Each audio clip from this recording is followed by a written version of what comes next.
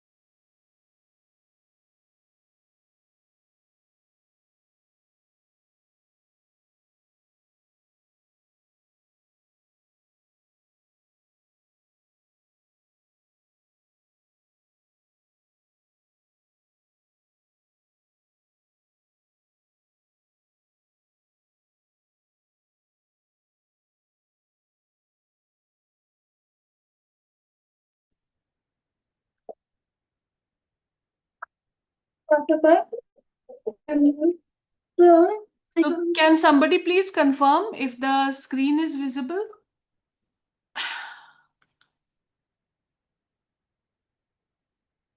Participants?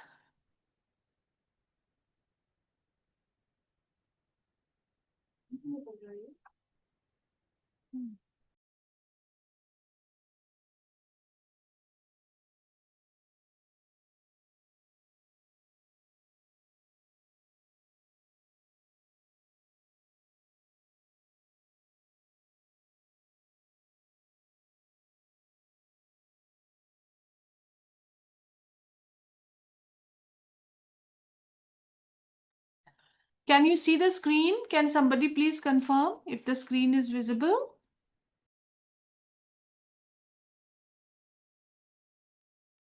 Yes, ma'am, it's visible.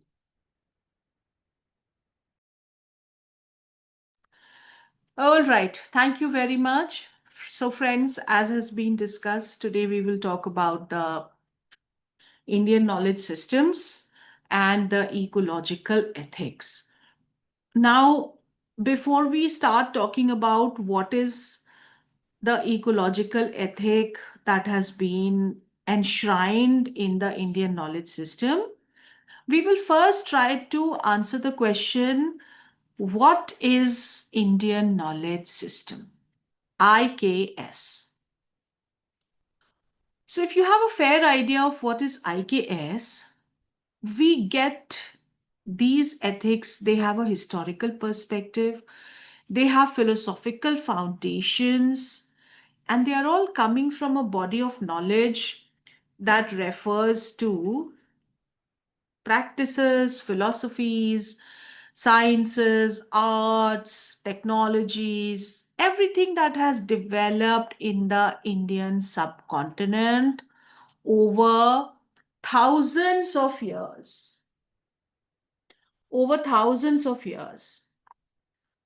So it encompasses traditional, indigenous, other ways of understanding the world, of understanding nature, society, health, education. The spirituality of the Indian knowledge systems, as you can see that it has been written here. It comes from the ancient texts and scriptures and Vedas, Upanishads, and Puranas.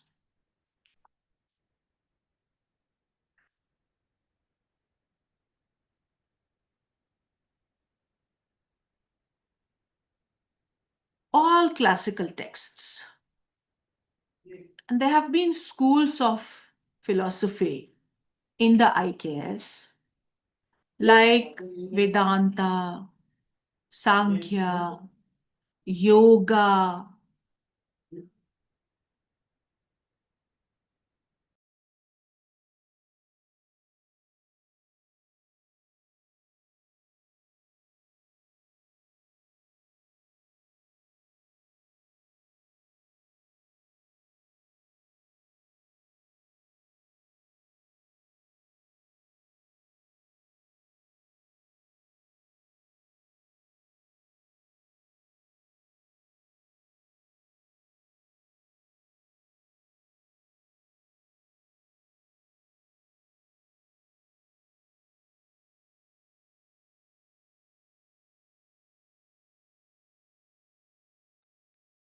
So coming to the various schools of philosophy like Nyaya, Mimamsa, Vedanta, Sankhya, Yoga, and drawing from the concepts like Dharma, Karma, Moksha, Atman, we get the historical and philosophical foundations of spirituality.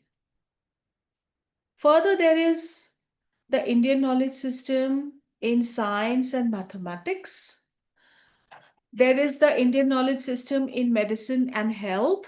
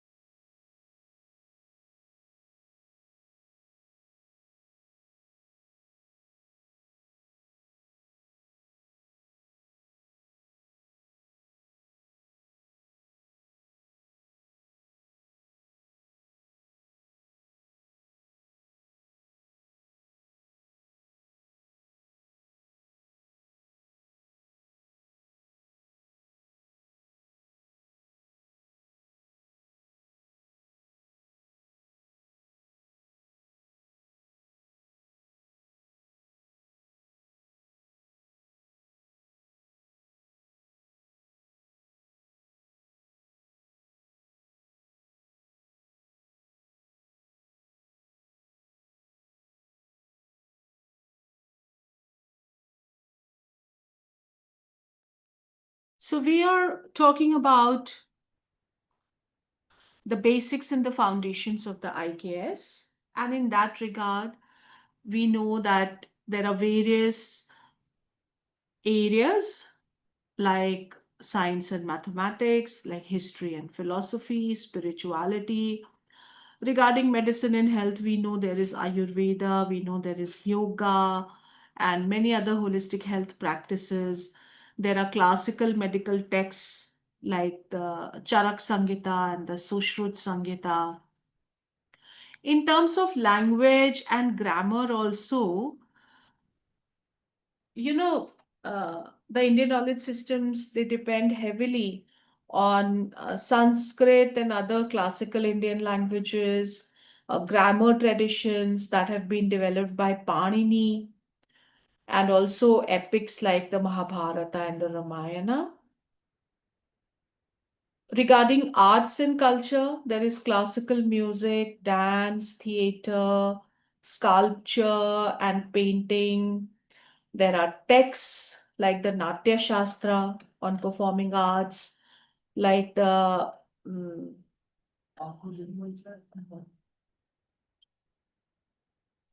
and finally, there is this important area of environment and agricultural knowledge.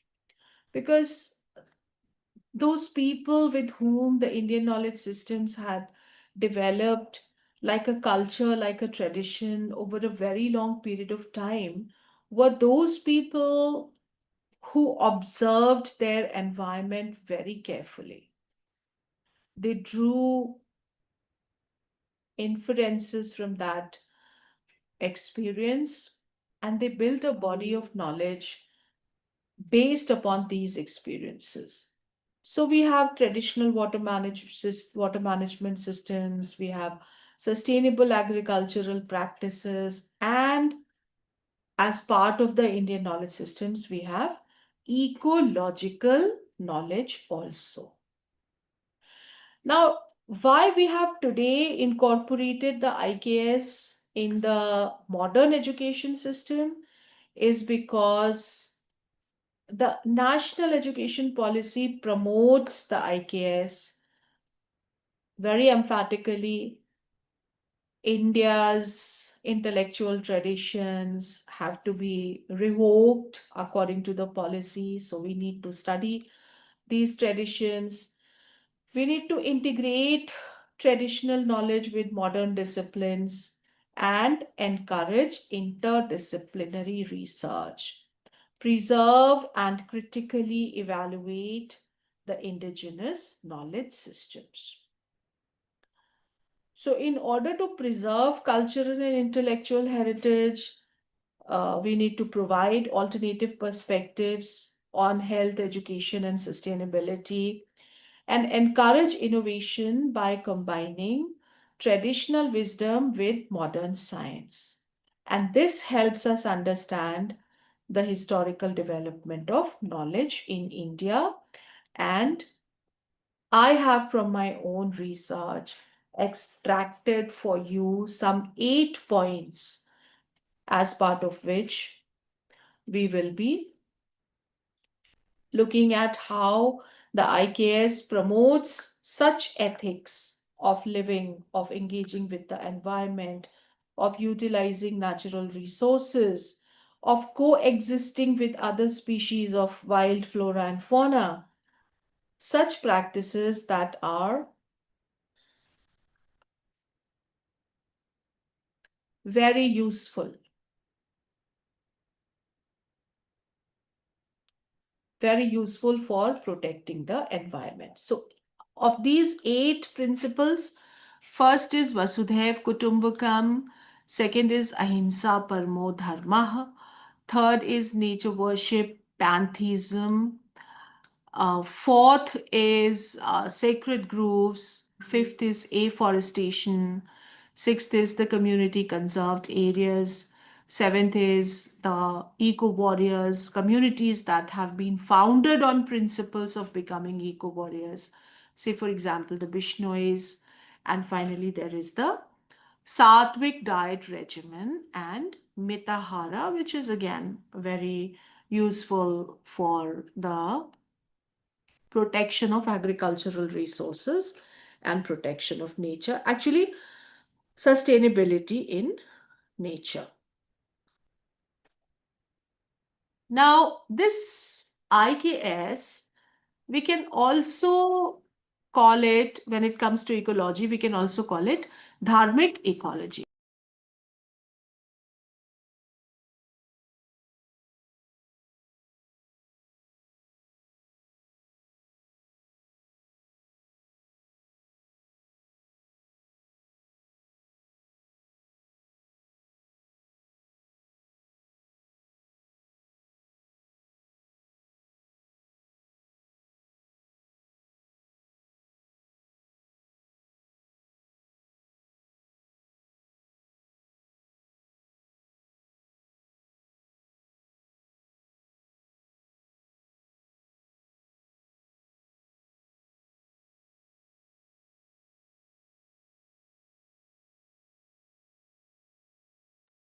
So, friends, dharmic ecology. What is dharmic ecology?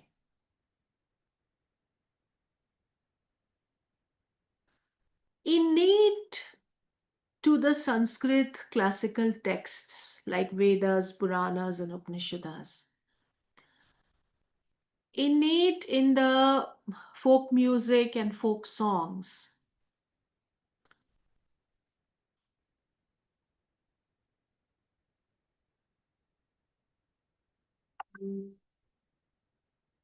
is something that we call wisdom for protecting nature.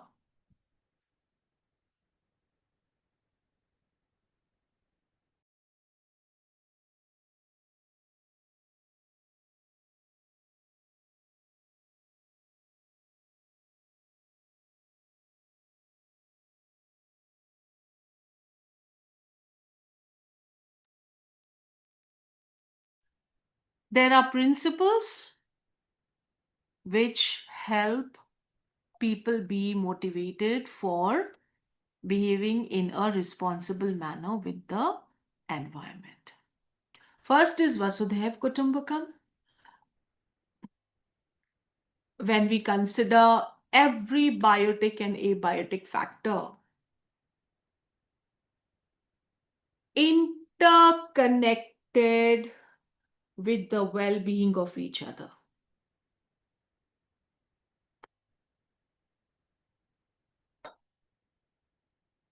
Interconnected.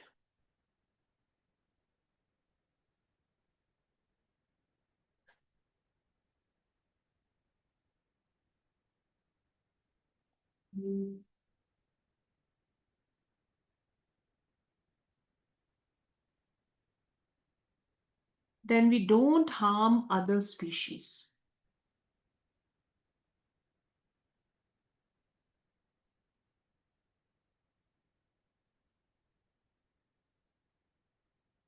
We don't harm other species.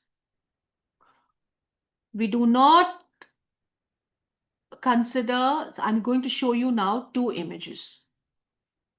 The first image depicts the ill-conceived position of man vis-a-vis biodiversity. That means non-human species of flora and fauna.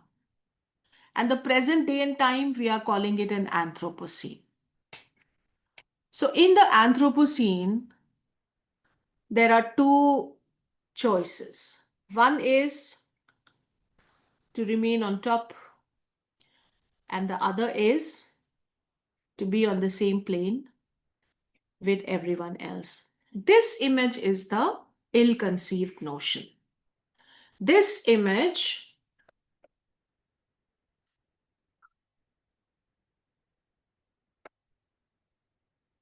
shows that man does not consider himself as a part of the ecosystem, that man considers himself as being on top of the ecosystem.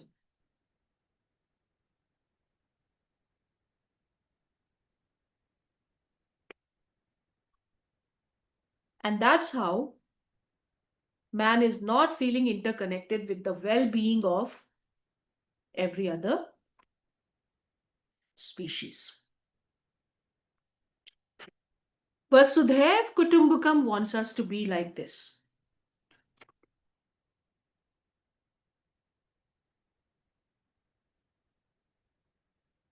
Vasudhaiv Kutumbakam wants us to do this.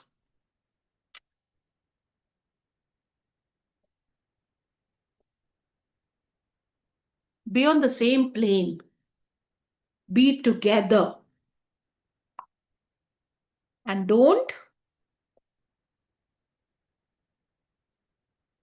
go for such development that will be at the cost of other species.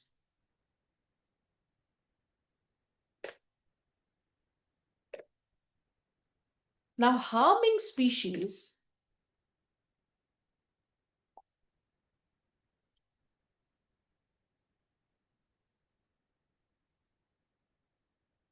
does not find any place in this important concept that we again take from the Indian knowledge systems.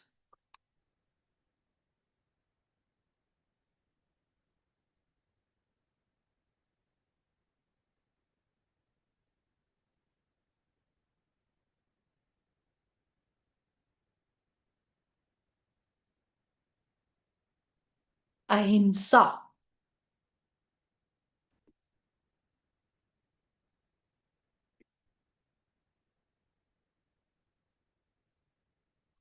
Ahimsa parmo dharma.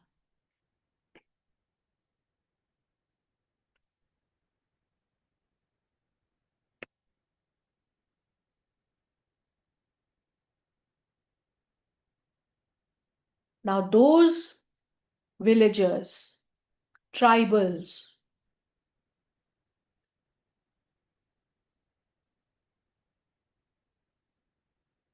those local people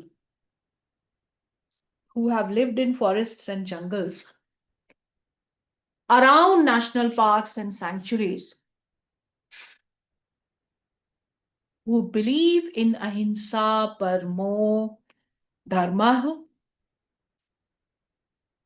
will never ever either be complicit to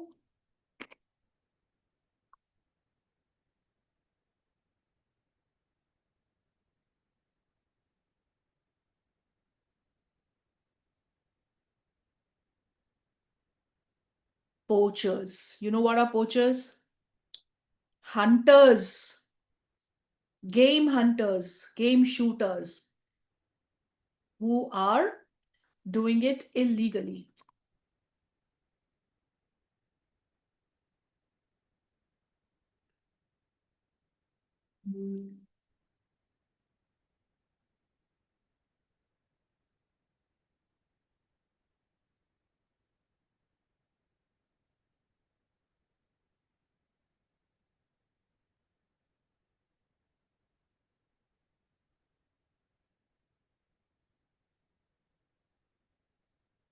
We find it very easy to work with them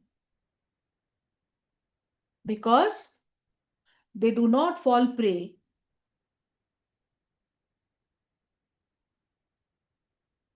to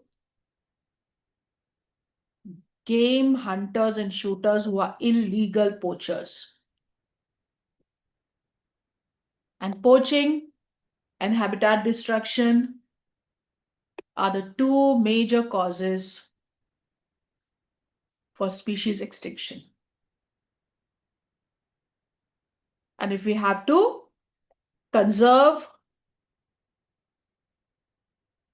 wildlife and biodiversity and ecosystem,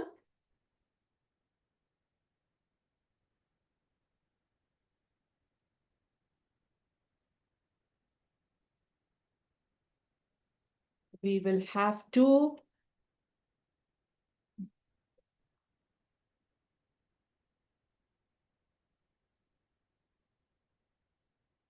stop killing endangered species. A lot of species are becoming endangered.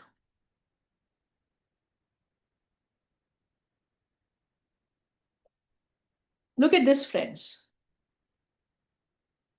This is nature worship and pantheism. We don't kill, don't wipe out, and don't harm species that we worship.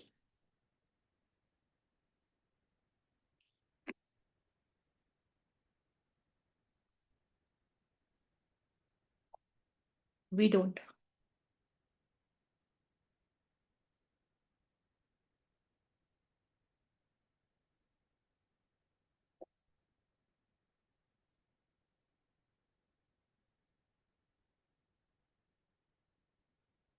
Here you can see a woman worshipping a peepal tree. Even the British scientists, when they found the peepal tree, they gave it the name Ficus religiosa. Why?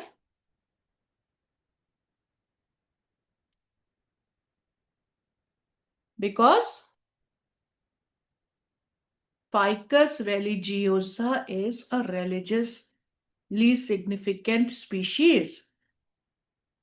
And now people in the villages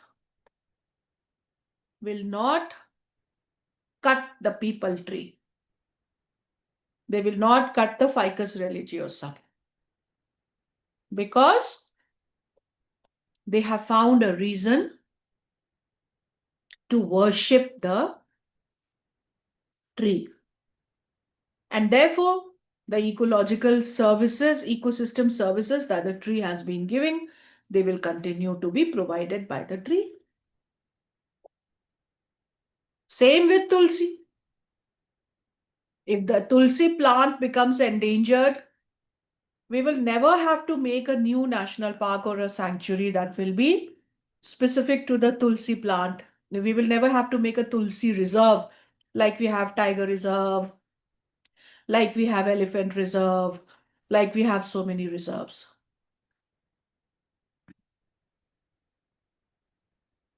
We will never have to do that because the people of this country are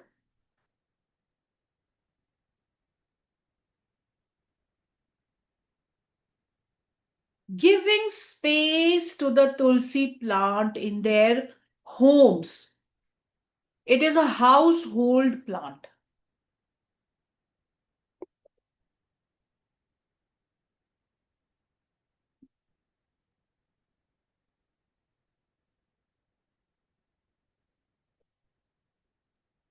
Same with elephant. We need elephant reserves because it is an endangered species. But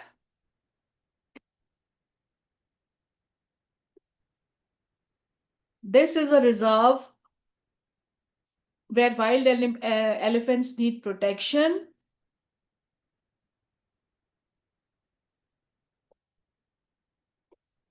But temples have elephants. In the south of India, you go to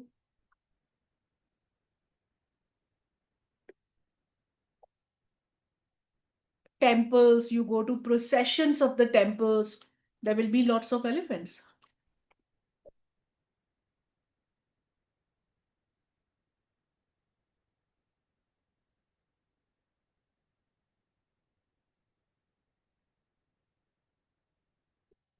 Now, this extends to a lot of sacred practices also in the domestic world. Say, for example,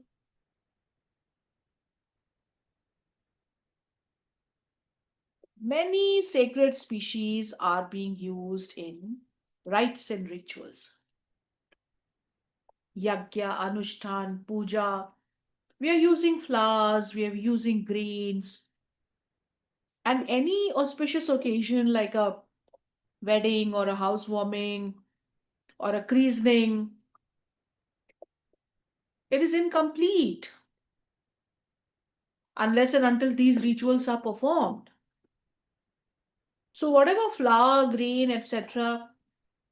we require, we will protect them.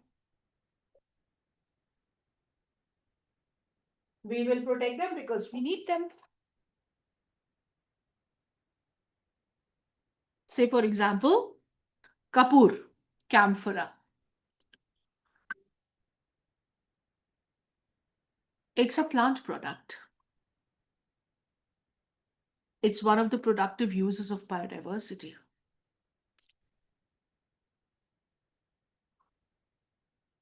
Say, for example, the practice of giving the first roti to the cow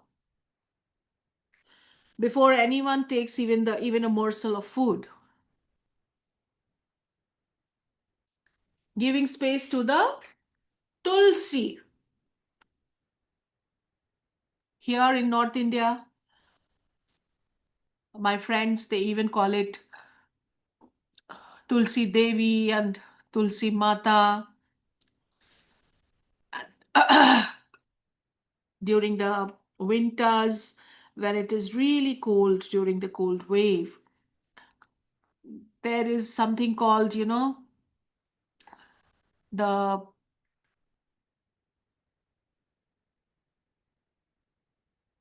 frosting and wilting of the leaves. To protect the leaves from frosting and wilting, they perform an elaborate ritual of covering it with red cloth, and they call it Tulsi Devi Ka Vivah. So, with that kind of a reverence for nature, which is a part of the religion and a part of the ethics, it is very easy to work with such communities, work with them for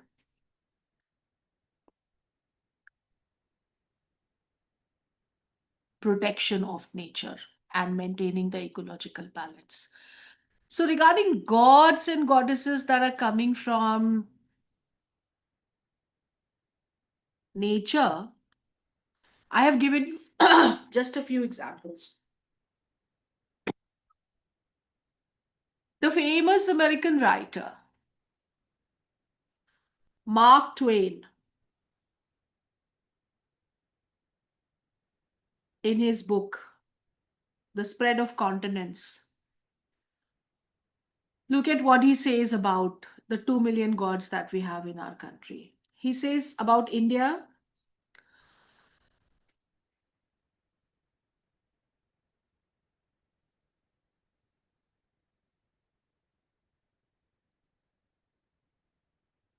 a land of riches and poverty, of splendor and rags, of palaces and hovels, of famine and pestilence, of genii and giants and Aladdin lamps, of tigers and elephants, the cobra and the jungle. The country of 100 nations and 100 tongues, of 1,000 religions and 2 million gods. Cradle of the human race, birthplace of human speech, mother of history, grandmother of legend, great grandmother of traditions, whose yesterdays bear the date, with the murdering antiquities for the rest of nations, the one sole country under the sun that is endowed with an imperishable interest for alien prince and alien peasant, for lettered and ignorant, wise and fool, rich and poor, bond and free, the one land that all men desire to see, and having seen once by even a glimpse, would not give that glimpse for the shows of all the rest of the world combined. See, that's what Mark Twain has to say.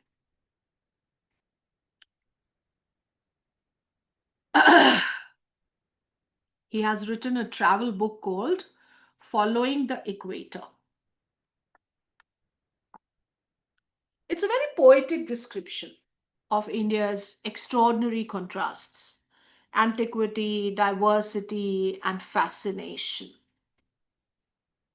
He says we are a land where two opposites exist: wealth and poverty, grandeur and deprivation, famine and abundance, palaces and hovels, superstition and learning, and immense religious and linguistic diversity. So, here the concluding idea is that India is a country so captivating that even a brief glimpse of it is worth more than the spectacles of the rest of the world combined.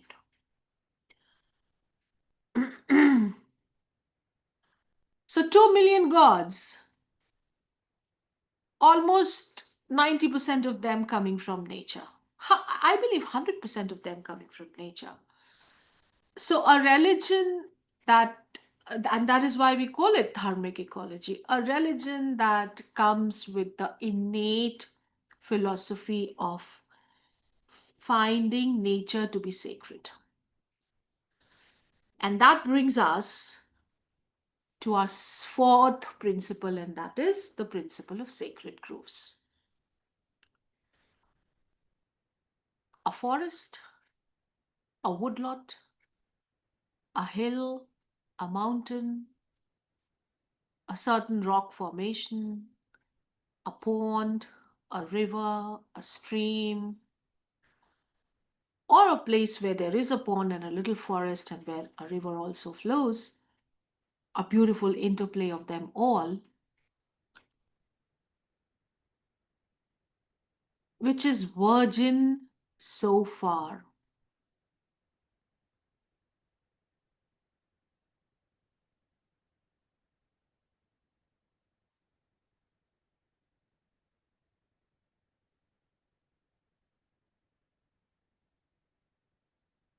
has been believed by the people of that area to be of spiritual value and of divine nature. They have dedicated it to a deity,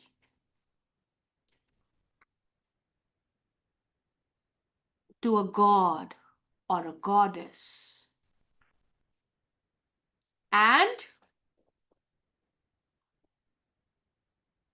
they do not use any resource from that sacred grove for any purpose of sustenance, even in the Anthropocene.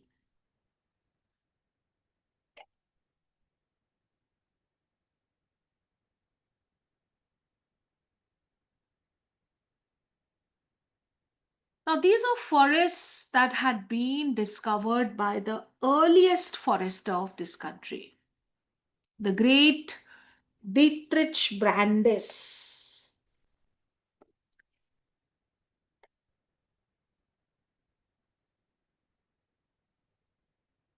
Who was Dietrich Brandes, the first Inspector General of Forest of India? He was a German forester.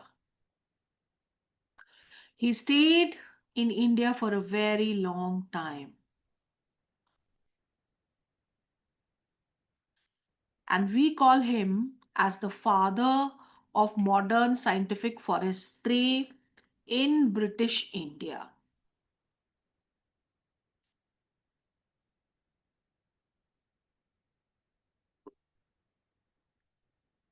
And he remained the Inspector General of Forests of India for around 20 years.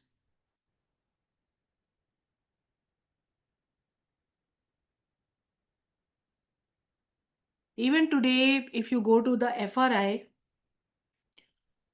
Forest Research Institute, which was earlier called the Imperial Forest School in Dehradun, you will find his bust and you will find his footsteps there.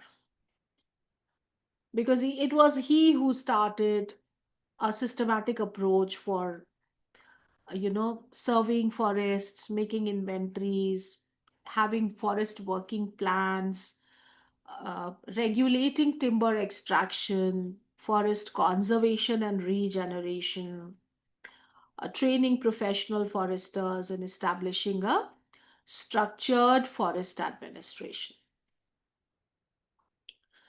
And one very particularly an important contribution of Dr. Brandes was the Indian Forest Act, IFA. The first time the IFA came, it was in 1878. And it strengthened the colonial government's legal control over forests. Now, this is somewhere history becomes a little complicated. Brandis's system helped institutionalize forest conservation in some respects, but colonial forest policies also restricted the customary rights of local and tribal communities, often prioritizing timber and state control over traditional uses of forests.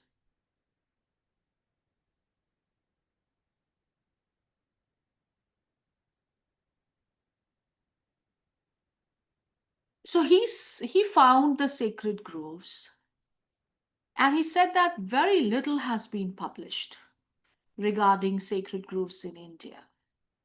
But they are, or rather were, very numerous. All over the country, I think we have, I can, how many sacred groves in India? Um, some are listed, some are not, but the figure could be anywhere between 1 lakh to 1.5 lakh across the country.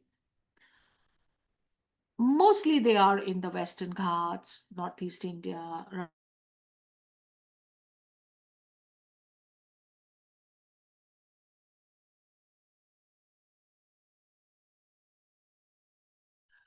I'm sorry, I had lost my connection, so I think my screen is not visible to you anymore.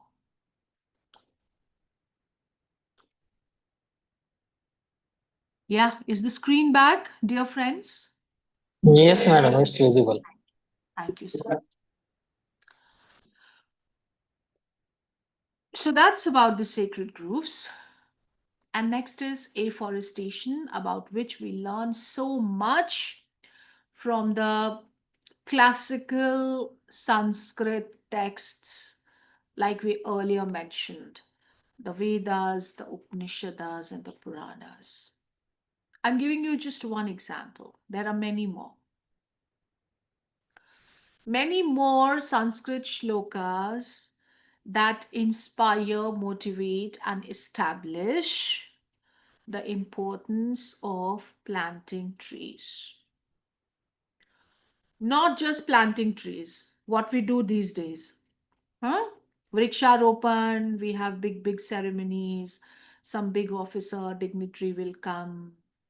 One Mali will be told in the morning that, you have to dig a little bit of earth and you have to strew about on all sides some tuna and some flower petals, and then sir or madam will come and there will be press and there will be pictures, and we will have a tree planted. What happens after that?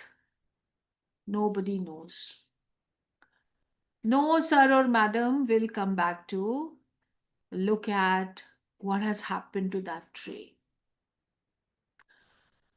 The Indian knowledge systems does not only promote planting of trees, but what does it say? It says keep the tree, have it. It's a very precious possession.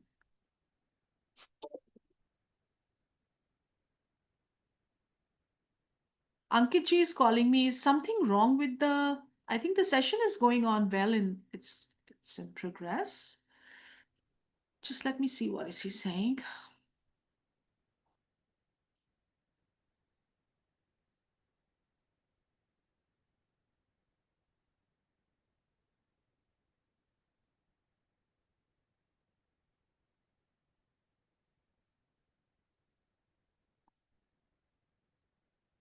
वो नहीं उठा रहे वो चलिए So this shloka, for example,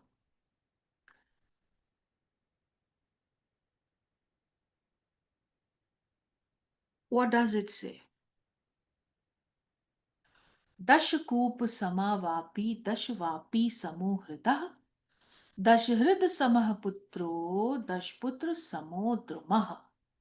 A pond equals 10 wells, a reservoir equals 10 ponds, a son, putra, beta, a son equals 10 reservoirs, and a tree equals 10 sons. How many more such shlokas do we get in the classical Sanskrit texts that inspire and emphasize the planting and the keeping of trees? There are many more. So imagine if a follower, uh, if a faith-based devotee, a disciple, hears this value being placed on the tree. That, oh my God, one tree equals 10 sons, right?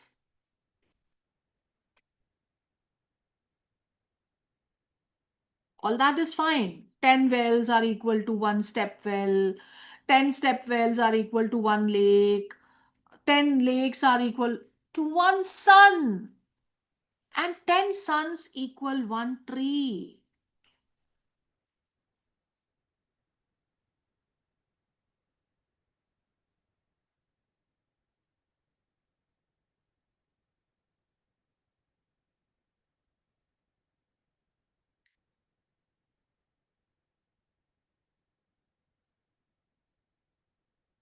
He who plants trees finds those trees to be his sons in the next world. The giver of trees pleases the gods with their flowers, guests with their fruits, and visitors with their shade.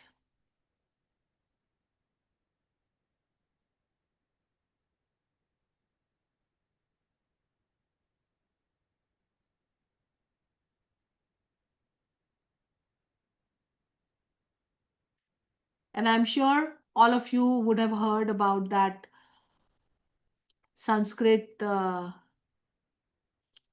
maxim,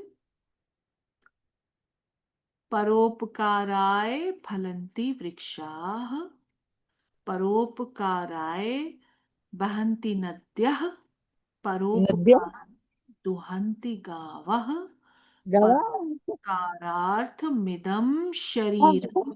कभी भी ना अपने school में अच्छा student नहीं थी। कभी कभी सोचते कि नगर की अच्छा स्टूडेंट हूँ लेकिन एक्चुअली कभी नहीं चाहिए भी करते कवा। Sangeeta madam, Sangeeta Saurabh. The trees bear fruit for the benefit of others, rivers flow for the benefit of others, cows give milk for the benefit of others. This body itself is meant for the benefit of others. See how beautifully trees, rivers, animals, human life have all been connected through the principle of paropakar.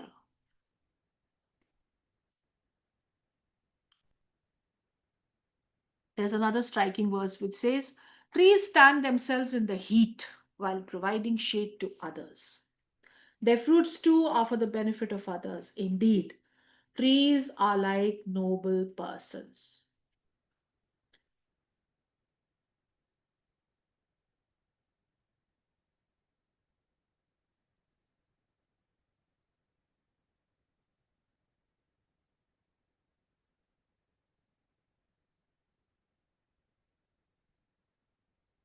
Trees give without anyone going away empty handed. Blessed are the great trees from whom those who seek something never depart disappointed. With flowers, leaves, fruits, shade, roots, bark, or wood.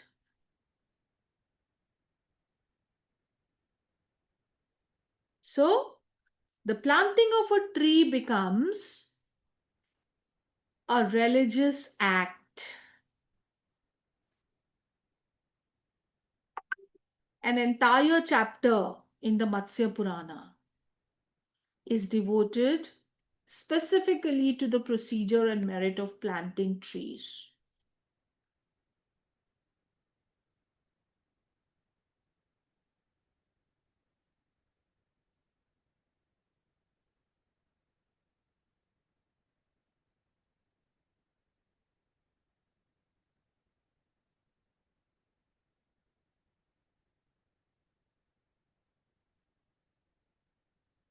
It's not just about planting trees because trees are sacred, it's about understanding trees. It's about planting them properly, nourishing them, protecting them, and it's about maintaining them.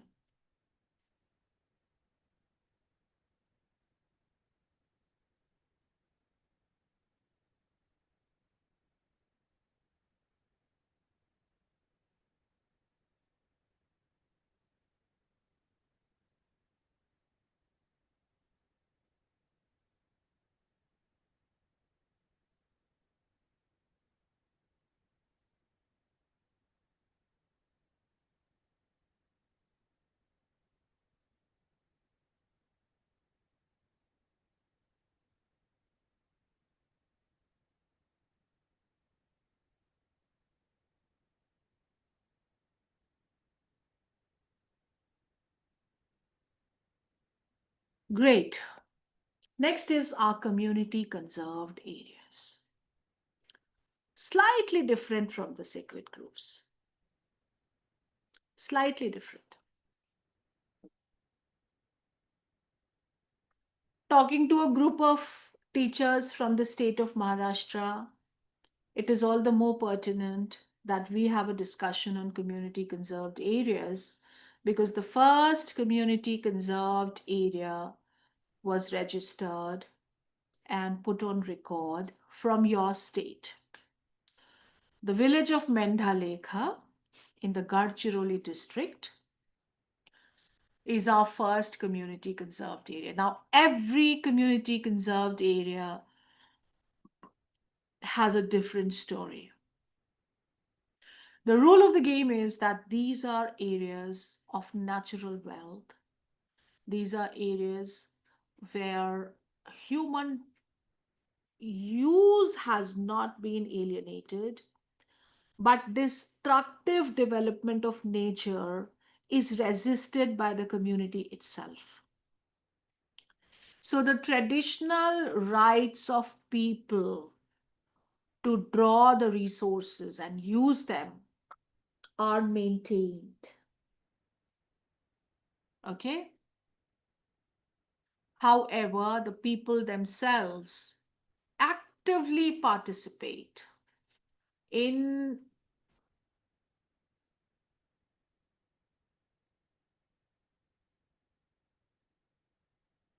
conserving nature in their area.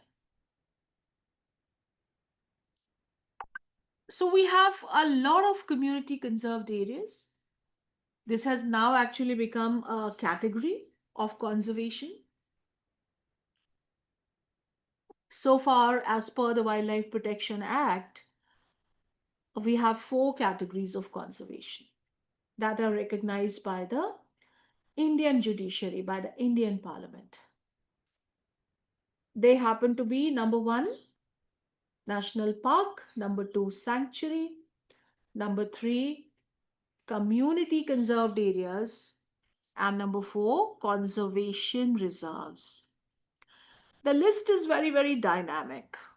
Every year, new areas are notified, maybe older areas are denotified, but the list is dynamic. However, we have some over 100 national parks, over 500 sanctuaries. Similarly, some 100, 200 conservation reserves and community conserved areas. The fact that we have community conserved areas is all thanks to the indigenous knowledge, culture, and tradition of the Indian people. And all that is part of the Indian knowledge system.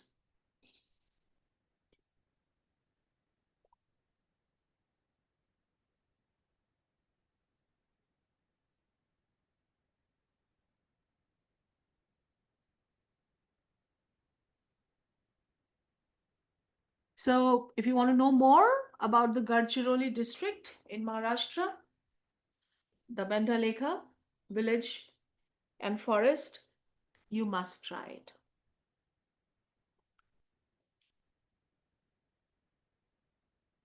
Just like we have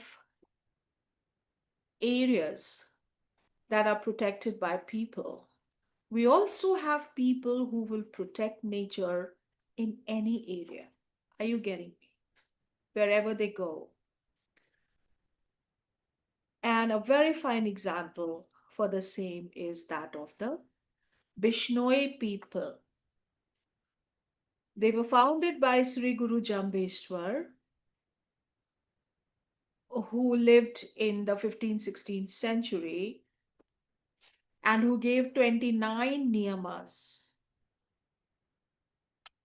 and organized them around these niyamas. That was their Magna Carta. Just like we as a nation today have been organized on our constitution. In the same way, the do's and don'ts, the laws that they have come from the Bisnoi 20 and 9. 29 niyamas that Sri Guru Jambeshwar gave them. 8 of these are about protecting the environment. 8 of these.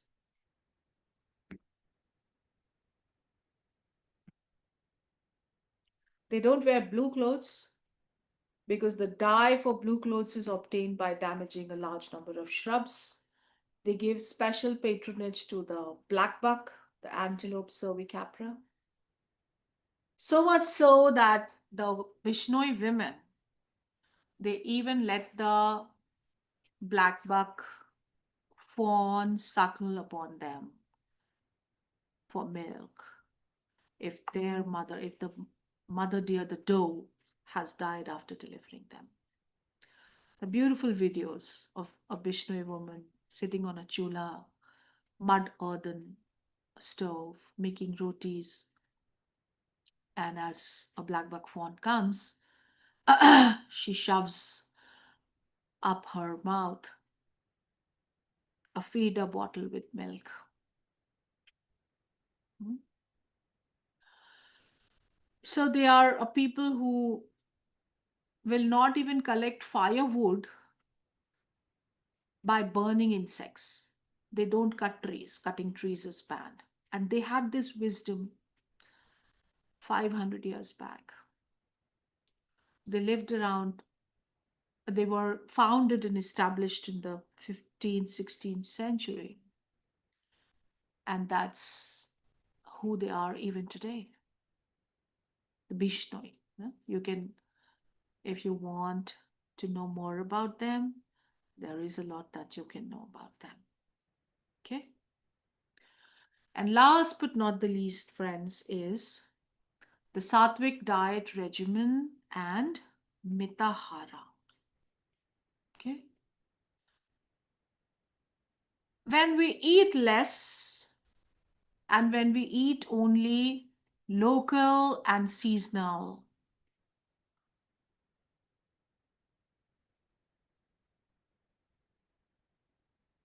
we put less pressure on the resources of the planet. Is the screen still visible? I don't know what's wrong. Why screen sharing is paused?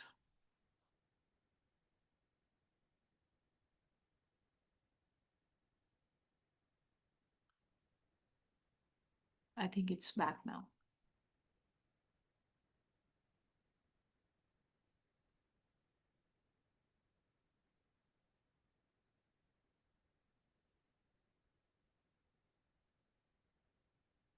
Is the screen still being shared?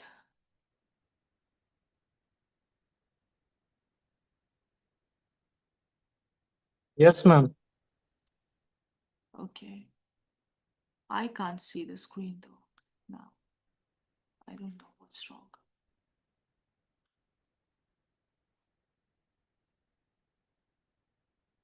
All right, anyways, we are at the last screen now. So when we're talking about Mitahara and we're talking about um,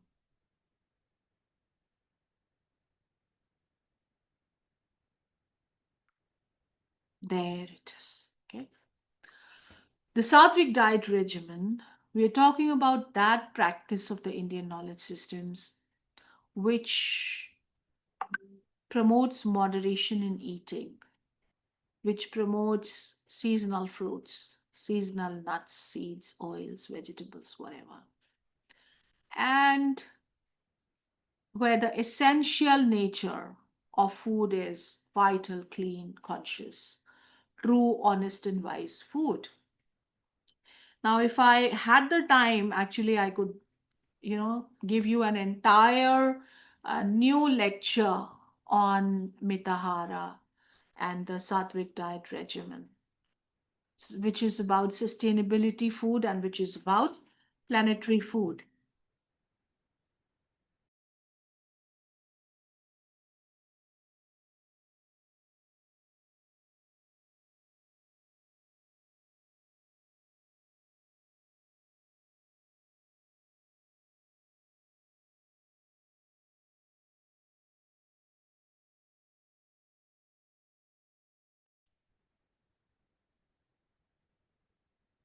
So this also exemplifies ahimsa, but this is very useful for sustainable agriculture. Agriculture that is not carbon intensive and therefore climate intensive. Agriculture that is sustainable, that is subsistence agriculture, and agriculture that is not leaching the soil of its fertility. Agriculture where fertilizers and chemical pesticides are not used. So it's great that these days there is a lot of emphasis on millets. And then there is a lot of emphasis on fitness and well being and health and yoga, which of course is about the Sattvic diet. It's about eating less, not eating very late. And it's about maintaining good health. But when we do this for maintaining good health, we are actually also helping the planet. We are actually also doing our bit, giving our contribution for a healthy planet, for sustainability on the planet.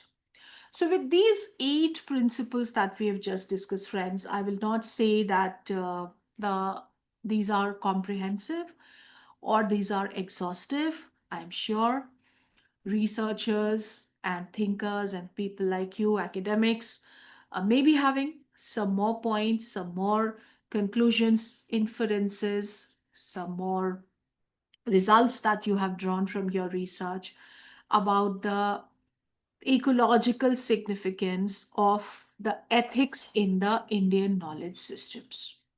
Now, it is our responsibility that we understand the importance of IKS in environmental conservation, that we 5 minute बाद आना, that we see them through the prism of the relevance of ecological ethics in modern times. And because we are teachers,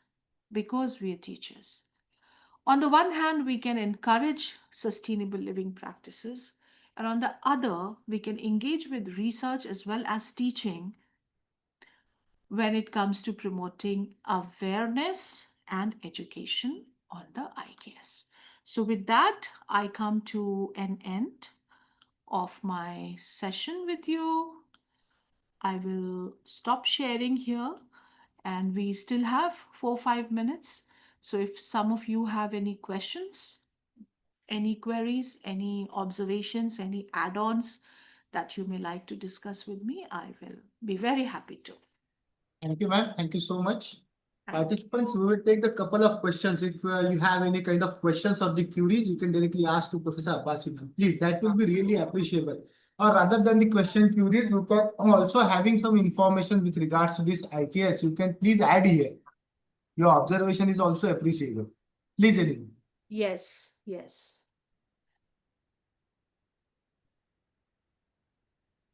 Yes, anyone?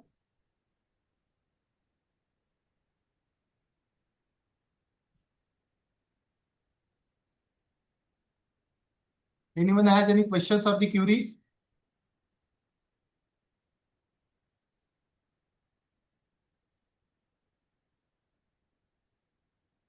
No, ma'am, I think there are no questions. It's okay.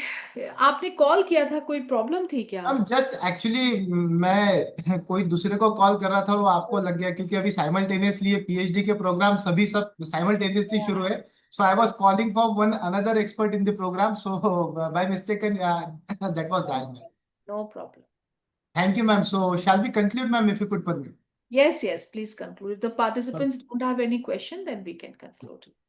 So on behalf of Malvi Mission Teacher Training Center, Sant Gadge Baba, Amravati University, Pune Vidyarthi Grihas, College of Engineering and Technology and Institute of SS Dhamankar and SS Dhamankar Institute of Management, Nasik, and all the learned participants, I extend my sincere thanks for your thought-provoking session here and your precious time.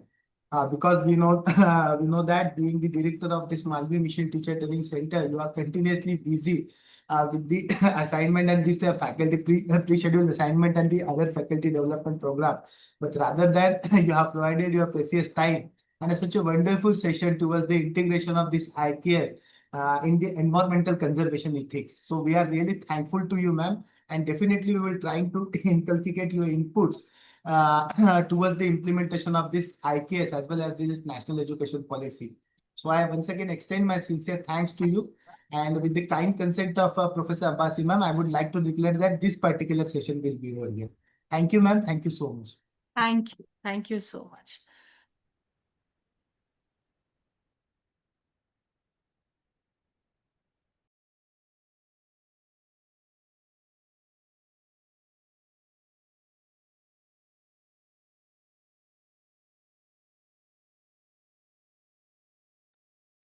Okay, so participants, I think we should take the break of 2 or 3 minutes or 5 minutes. 3:30 we will sharp start our next session.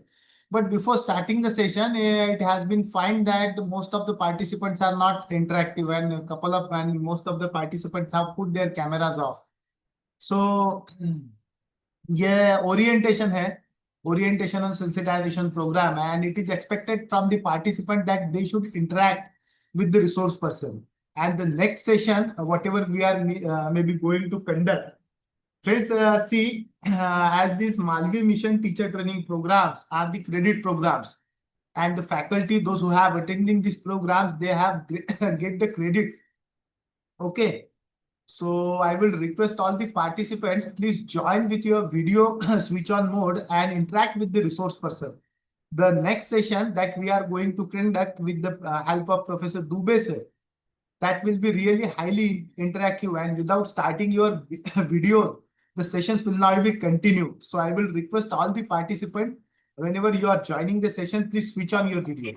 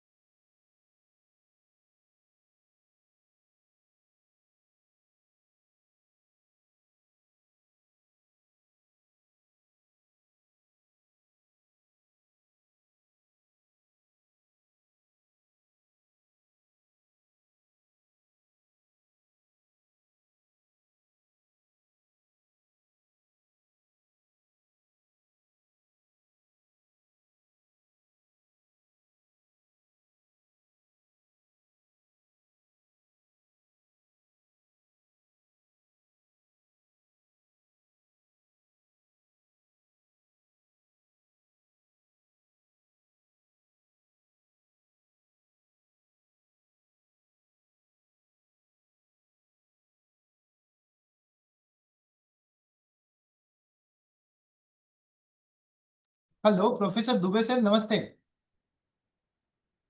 Namaste. Sir, shall we start, sir, if you could permit? Yes, sir. Yes, please. So, friends, good afternoon once again. As I have already told you that before starting the session, I would like to request all the participants to please switch on their videos because the session is going in the highly interactive mode. Not for the couple of participants, I will request all the participants. Only one camera is there, Dr. Ankush Pawar sir is there. So please switch on your videos, come on fast. Yes, Dr. Shrikant sir, Dr. Priyanka ma'am, come on fast, switch on your videos. So, first of all, I extend my warm welcome to Professor Rajesh Kumar Dubey sir to this platform and particular to this flagship program and particular to this session. So, friends, as I have already told you that yesterday, this Malvi Mission Teacher Training Program has been already creditized by the policy makers. And now the faculty who are attending these sessions or the programs, they will get the credit. So friends, what are the basic concept behind this national education policy? That is the multidisciplinary education. And yesterday we have a little bit discussed on that because it is a part of integral part of frameworks. But in the today's session, we will elaborate this concept. What is the nature of multidisciplinary, transdisciplinary, interdisciplinary in this national education policy with the help of our today's scholarly senior and a renowned expert, Professor Rajesh Kumar Dubey, who is the professor and the director of this Malvi Mission Teacher Training Center at Jai Narayan Vyas University, situated in the Jodhpur, Rajasthan. He has also worked as the director for the National Resource Center in the subject of biotechnology that has been launched the programs on the Swayam portal under the category of therapy. He was the professor for the biotechnology and the course head and the director for the Department of Biotechnology in the same university. Also the course director and the head of the microbiology at MLS University, Udaipur. Professor Rajesh Dubey sir has instrumentally engaged in the field of higher education and has worked on the different positions that include the director for the Center of the Technology and the Development and the Research at Jaipur, visiting professor for JRRS University, Jaipur, advisor for Council of the Science and Technology, Raipur, Chhattisgarh, state coordinator for the National Agriculture Development Project, Uttarakhand, executive director for the Biodynamics Technologies Research Institution, Lucknow, FCE for the Ministry of Rural Development of the Government of India, Chancellor nominee for the selection committees of the different universities, as well as the assessor for NEP, expert for the NBA, and the advisor for the organic mission of the Department of Horticulture, Uttarakhand government. He was also National Journal Secretary for the Prakritik Bharati. Professor Dubey sir, as a member of the National Science and Technology Entrepreneurship Development Board of the Ministry of Science and Technology, Government of India. He is an environmental biotechnologist with the specialization in the organic agri-biotech and the green technology. He has the 10 patent to his credit, and recently a novel nanotechnology best patent is awarded to him. He has been rich experience of the 3 years in the research and the development and the academic administration, strategic development and the institutional management. Under his able supervision, 10 research scholars have been completed their PhD program. He has been expertise in the development of innovative learning, teaching, and the research model on the MOOC platform of the Swayam. Professor Dubey sir has successfully developed the innovative curriculum framework, pedagogy, capacity building, and the training modules, new courses, and for the diploma and the degree program on the entrepreneurship,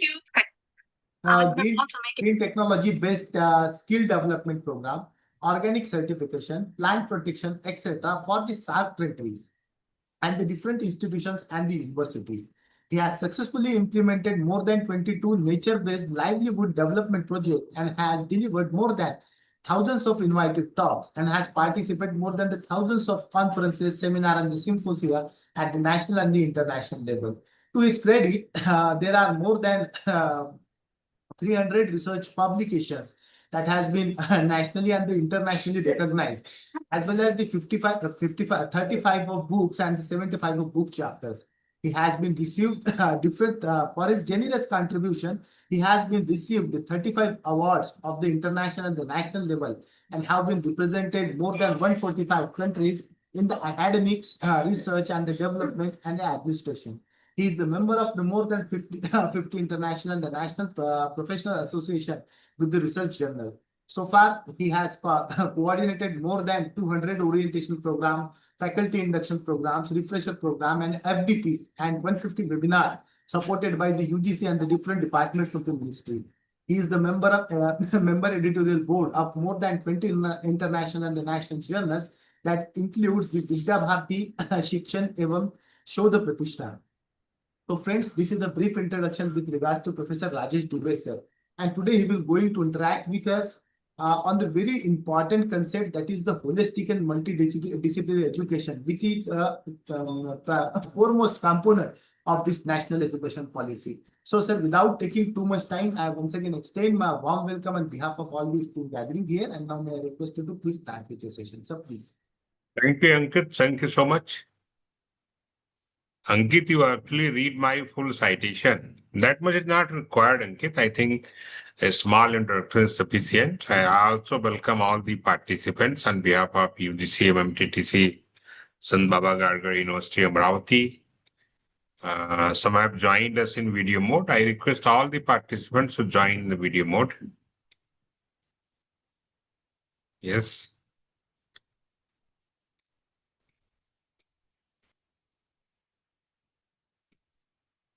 Yes, thank you. Thank you so much. Dear participants, I think I am audible. And Ankit, should I speak in English or Hindi also?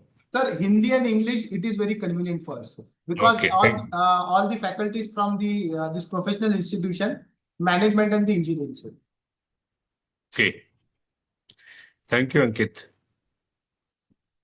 Yes, dear teachers, few have joined us in video mode. Still, I think more than 96 are there, but only a few are in video.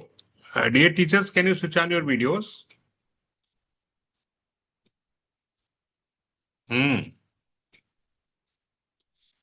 बहुत कम शिक्षक हमारे video on करते हैं, बाकी सब join किए रहते हैं, मल्टीटास्किंग भी करते रहते हैं और सुनते भी रहते हैं और भी काम करते रहते हैं। इंजीनियरिंग के टीचर्स बहुत बिजी होते हैं। बट टीचर्स, हम आपसे एक प्रश्न पूछते हैं आज before starting the session. Do you know कि we in NEP 2020 the teachers can also earn the credit? Yes or no?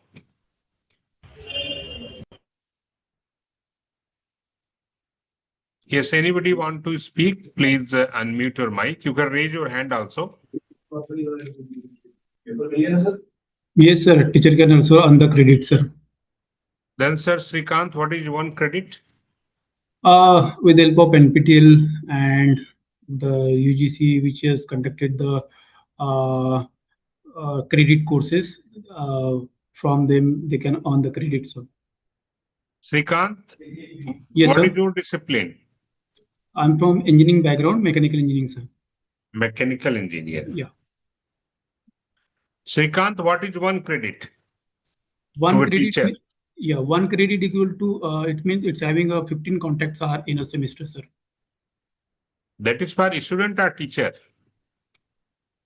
Teacher, sir. Students, sir. Thank you, Srikanth. Dear Srikanth, my question is very sweet and short, and that's for you only. Question is, I am again repeating to all participants, whether teacher can earn credit in NEP 2020, yes or not. I'm not talking about a student, Srikanth. Yeah. The question is very straight, short. I'm talking about the credit earned by teacher, not by student. Yes. Any other teacher? Thank you, Srikanth. Yeah, thank you, sir. Any other? Please, if you want to speak, please unmute your mic and you can speak.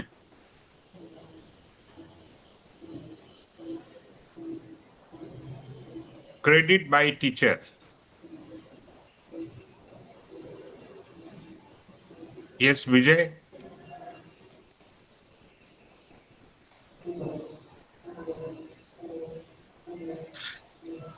Hello, sir.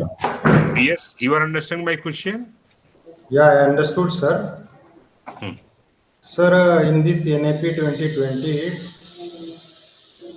this whatever the UGC PMTT that program is going on, by participating in such a kind of orientation programs, teacher can earn the credits. If suppose the program is of around 12 hours, it is equal to 1 credit. 24 hours program equal to 2 credits. Am I right, sir? What about the teachers who agree with you?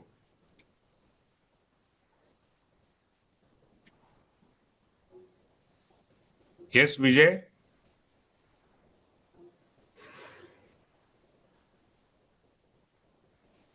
I think you all should be interactive. Yes, Pankaja Joshi?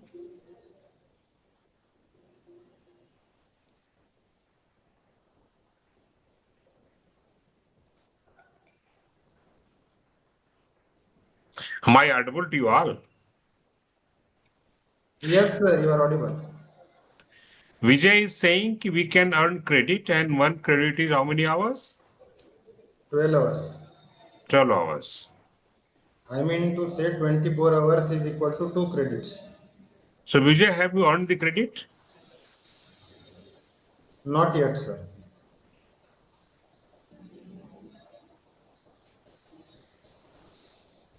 Yes, Vijay?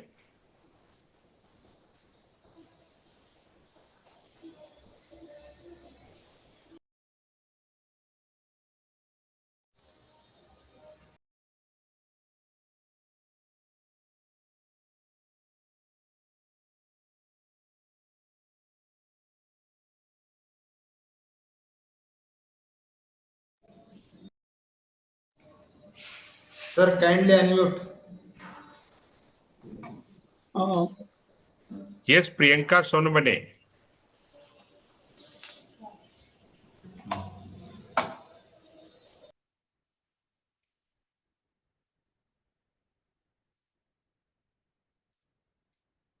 Priyanka, can you unmute your mic? Yes, sir. Priyanka, what's about credit frame of teacher? Are you earning credit? Like Vijay is talking about 12 hours is 1 credit for a teacher. Do you know or not? Actually, sir, I don't have any idea about that. No idea. Vijay, Yes. they don't have any idea. Anyone have any idea?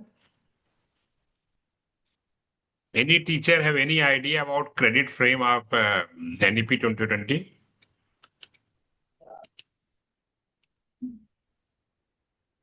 For 30 years, for 30 years, Yes, 1 credit, sir.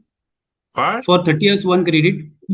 A teacher can earn the credit by participating the FDPs, like sir said, the IKS training, professional skill enhancement, so that teachers can earn the credit. And the earning credit hours is required as per the NEP, if I'm not wrong, 30 hours per credit, national learning hours. Mhm. I'm right, sir? 30 hours per credit. Yes, sir. Okay, thank you. Thank you, Srikanth. I will like to have more interaction with some other teachers as well. So I request Sandeep or Archana to switch on their speaker, and please you can also put your point. Yes, Sandeep. I'm sorry, sir, but I am not sure. I am very sorry, but I searched it on the web that continuous professional development for 50 hours per year, the teacher can earn the credit, but I don't know the relation, whether it is 1 credit for 50 hours or so. Okay. That's why I'm asking to any other teachers. And you are, I think 99 plus teachers are there, so only few are in video, especially the lady teachers. Prajakta Joshi, you have joined us in video mode. Any idea about credit frame?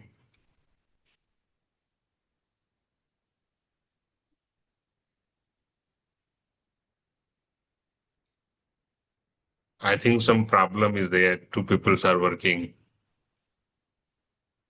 Yes, Trupti.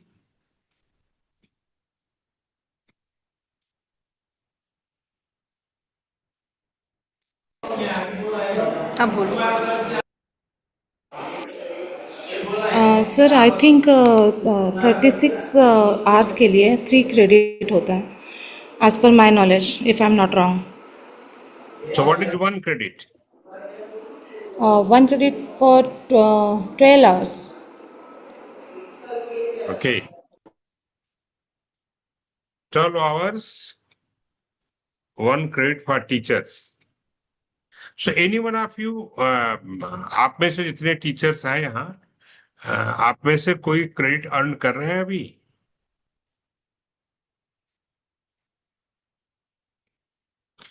Any one of you, including Vijay, are you earning the credit?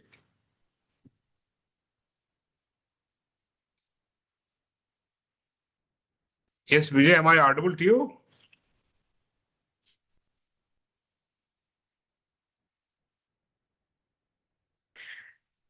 You are not responding.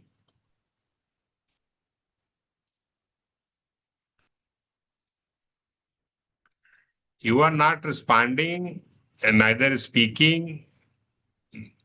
Sir, So unless and until we know the relationship between this credit, earning of the credit by teacher through either any professional development, we cannot respond to this answer. Means I personally. okay. Sandeep, what is your discipline? Mechanical engineering, sir. Like Srikanth only. Yeah. And you, Archana?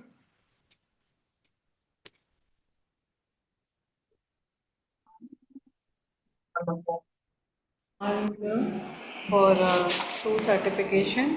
Sir, actually on Swayam portal there are some NEP courses.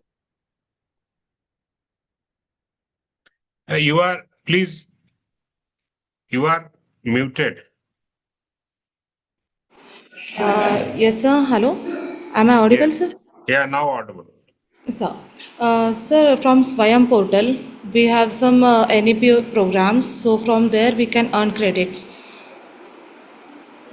So now What for is, this NEP orientation, we hope we are getting some credits because this orientation is of 24 hours, right? how many credits you will earn by this program? Probably two credits. Probably 2. Thank you, Prajakta. What is your discipline? So I'm a ENTC engineer. What? ENTC engineer, sir. I'm Oh, assistant professor, sir, in ENTC engineering. okay. Yes, any other who is from not engineering background? Yes, Radhika, can you unmute your mic?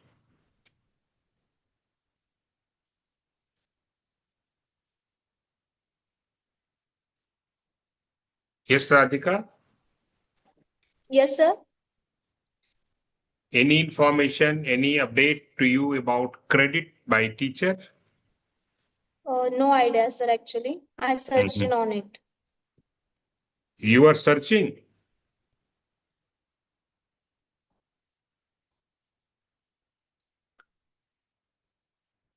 So I asked very difficult question to teachers. But it's not really a question, Sandeep. It is just for your most important and most recent update for teacher, whether teachers can earn credit or not. Yes, Srikanth. Back to Srikanth. Yes, a teacher can earn the credit through the different kind of modes like attending the FDPs, professional skilling, and as per the National Education Policy 2020, it's clearly mentioned for one credit is equal to 30 hours is required, national learning hours is required. So I'm just a little bit confused in that 30 hours required for one credit. Is it that is mentioned for the student? So can it be applicable to the faculty also, sir? I'm just confusing in that mode. Yes. So I will go back to Vijay. Vijay, can you clarify something more? What you are talking about?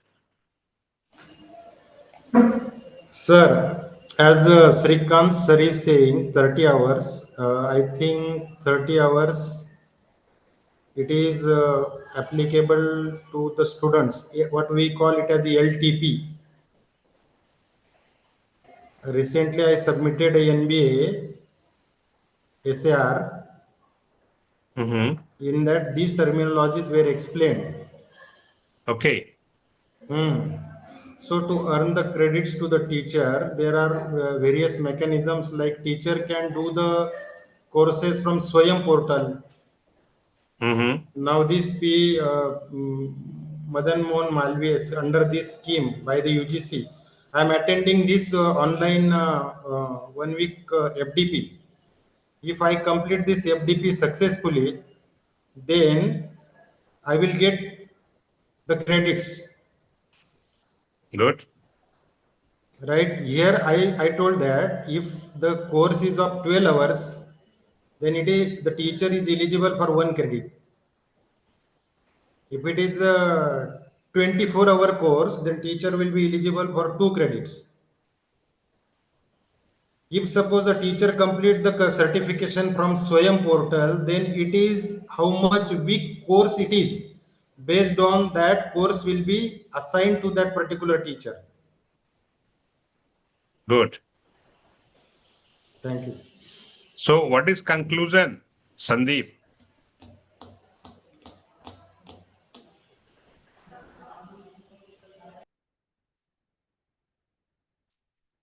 Sandeep, the teacher from mechanical engineering, what is conclusion Yes, sorry, I was muted. So teacher can do the professional development and earn the credits by doing these courses. Yes. Thank you, Vijay, and thank you, Sandeep. Thank you, Srikanth. Thank you, sir. Prajakta. I think now it is clear, but only, only few teachers are in video mode here. Vijay, you should say full information. And you are right that teachers under NEP 2020 can earn the credit. But the first condition to get the credit is your presence in video mode. You can earn credit. 12 hours of training is 1 credit. This is a 8-day program, 3 hours per day. So maximum 24 hours is the module of this training program. As per our National Credit Framework, every teacher who successfully complete this program can earn 2 credits. But the first condition to earn the credit is your presence in video mode. If you are in video mode, only then credit can be transferred to you. If you are not in video mode, no credit can be transferred to any participant. Actually, I asked this question, Vijay, because very few participants in this program are in video mode. So I thought you are not updated. with the most recent information, right? So I asked the question, but now I think it is open that you can earn credit provided you are in video mode. Still, I can see only 8 or 9 teachers in video mode. So Vijay, probably teachers do not know the importance of credit. You told that they can earn credit and 12 hours of training by a teacher is 1 credit. But what is importance of credit? Yeah, Vijay, can you say something? What is importance of credit teacher? Because still they are not joining in video mode. So no point to request the teacher to join in video or present in the program. Probably, Vijay, you submitted your NBA report or IQR, but do you know what is the importance of credit, Vijay, to a teacher in modern format, that is our NEP 2020? Sir, you are asking about importance of credits to the Yes. teacher. But if teachers are earning credit, because earlier there was no credit to teacher. There was no credit teacher. Now teachers can earn the credit. Yes, sir. But most of the teachers, what I am saying here, are not well aware about this credit frame of teachers. Whether they are earning it or not earning, they don't know much. You told that 12 hours of training is 1 credit. Then can you tell further what is the importance of credit to teachers? What they will do of this credit? Yes, sir. As the rate of change of technology is very high, new frameworks are coming like NEP, technologies are changing very fast, right? There is a big change in the teaching learning process. So continuous development is required for the teacher also. So by attending such a kind of courses, FDPs, online sessions, teacher can upgrade their skills and knowledge. But So I they have think the teachers think that they have all skill and knowledge. Based on their skill and knowledge, they become teacher. They are smiling. Which most of the teachers are smiling. Skill and knowledge and deep knowledge and research paper and books, everything they have. Now okay, you that tell is the the good, importance of credit. that is good thing if they are upgraded. Still most of the institutions they are applying for the various kinds of the accreditations. Yes. NBA, NAC. So there also the certification done by the teachers are considered as a part of credit earning program. Yes, Vijay. Most of teachers are from your college? Not all, Uh-huh. but from nearby colleges, we have made the marketing. So Nasik, Pune region, Nagpur region, all the teachers are from all those cities registered for this program. But why only few are in video mode? They don't know what is the importance of credit, what is the importance of joining the program in video mode. You are not able to tell them that what is the importance of earning the credit, what they will do of credit. Probably that's why they are not joining in video mode, and they do not. They are not interested rather to earn the credit. That's why I asked the question: what is the importance of credit to a teacher? We all know very well that credit is very important for students. If students are not earning credit, they are not going to be a good, successful student in future. Then what about teachers? What is the importance of credit to teachers? Vijay is saying for skilling, for knowledge. But I said, Vijay, all teachers have skill, all teachers have knowledge. So further, they don't want credit. You told me that you have done these things for NBA. So what is the So the, importance of credit to teachers? Sir, it is important for NAC credentials Yes, and yes, Prajakta. But why the teachers are not joining in video mode? Your teachers know without video they cannot earn the credit. No video, no credit. But still only if you have joined, I think 3 plus 3 plus 2, 9, 8 teachers are in video mode. One is not in video. Brushali is not in video, but she have joined by their ID pick. Sir, can I add something? Why Yeah, the sure. credit? Sir, I think it is important because CAS is there, career importance scheme is there, which is required for the promotion base from assistant to associate and associate to professor. So for that, such kind of credit, if the faculty earns, so it can be reflected in the CAS and faculty can gain the benefits from this.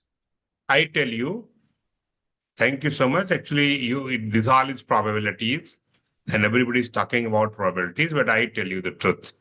Under NEP 2020, now the teachers can earn the credit, and credit is going to be very, very important for your future. If you are a teacher of future, credit is mandatory for you. First importance.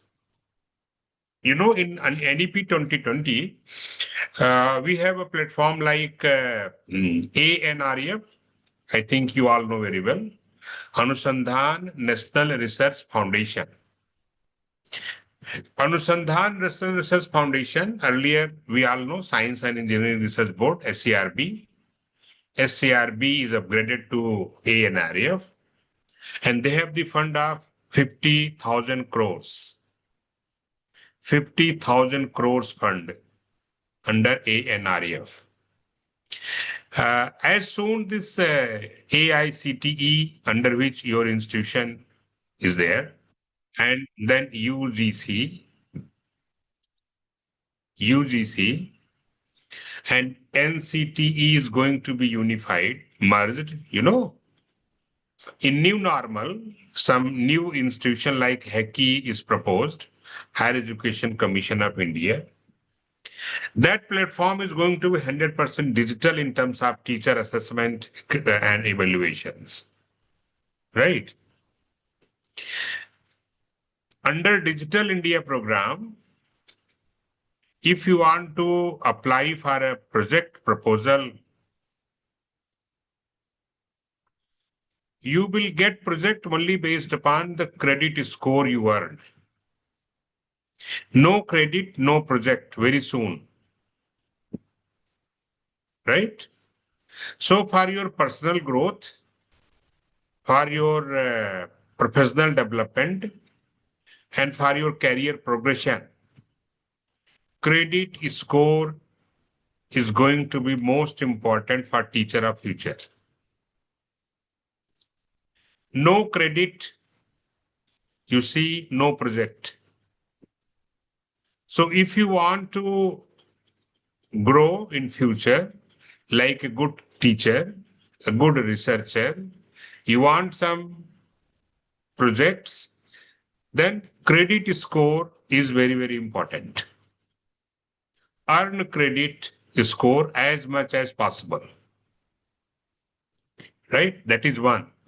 Second, as Vijay is talking about, if your institution is going for preparing for NEC, new frame of NEC is going to be in operation very soon from December onwards.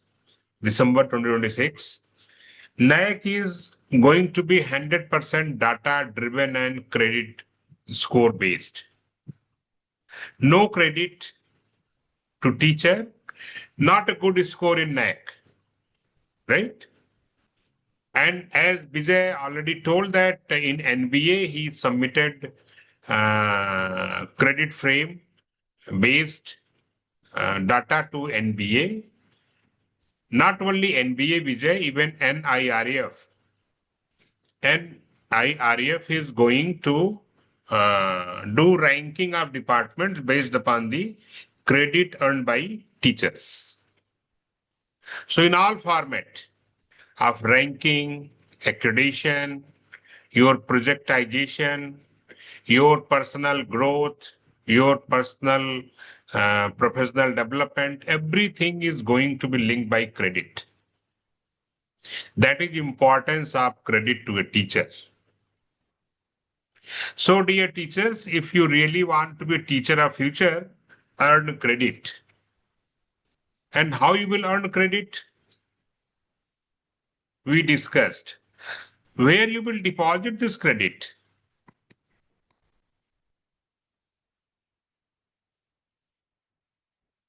Yes. Where you will deposit this credit? Academic Bank of Credits, ABC. Academic Bank of Credit. That is a bank. Have you opened any account for credit earning? No, sir, not right now.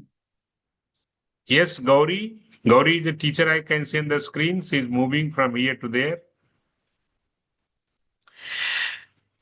Yes, Gauri, any idea about credit account where you will deposit your credit?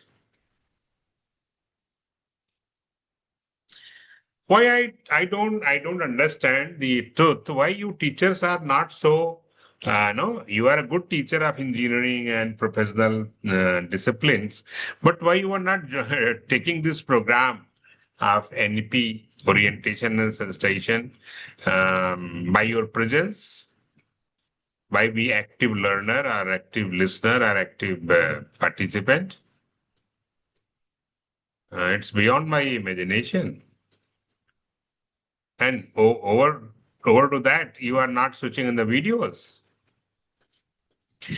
Vijay, this all formalities going on or what?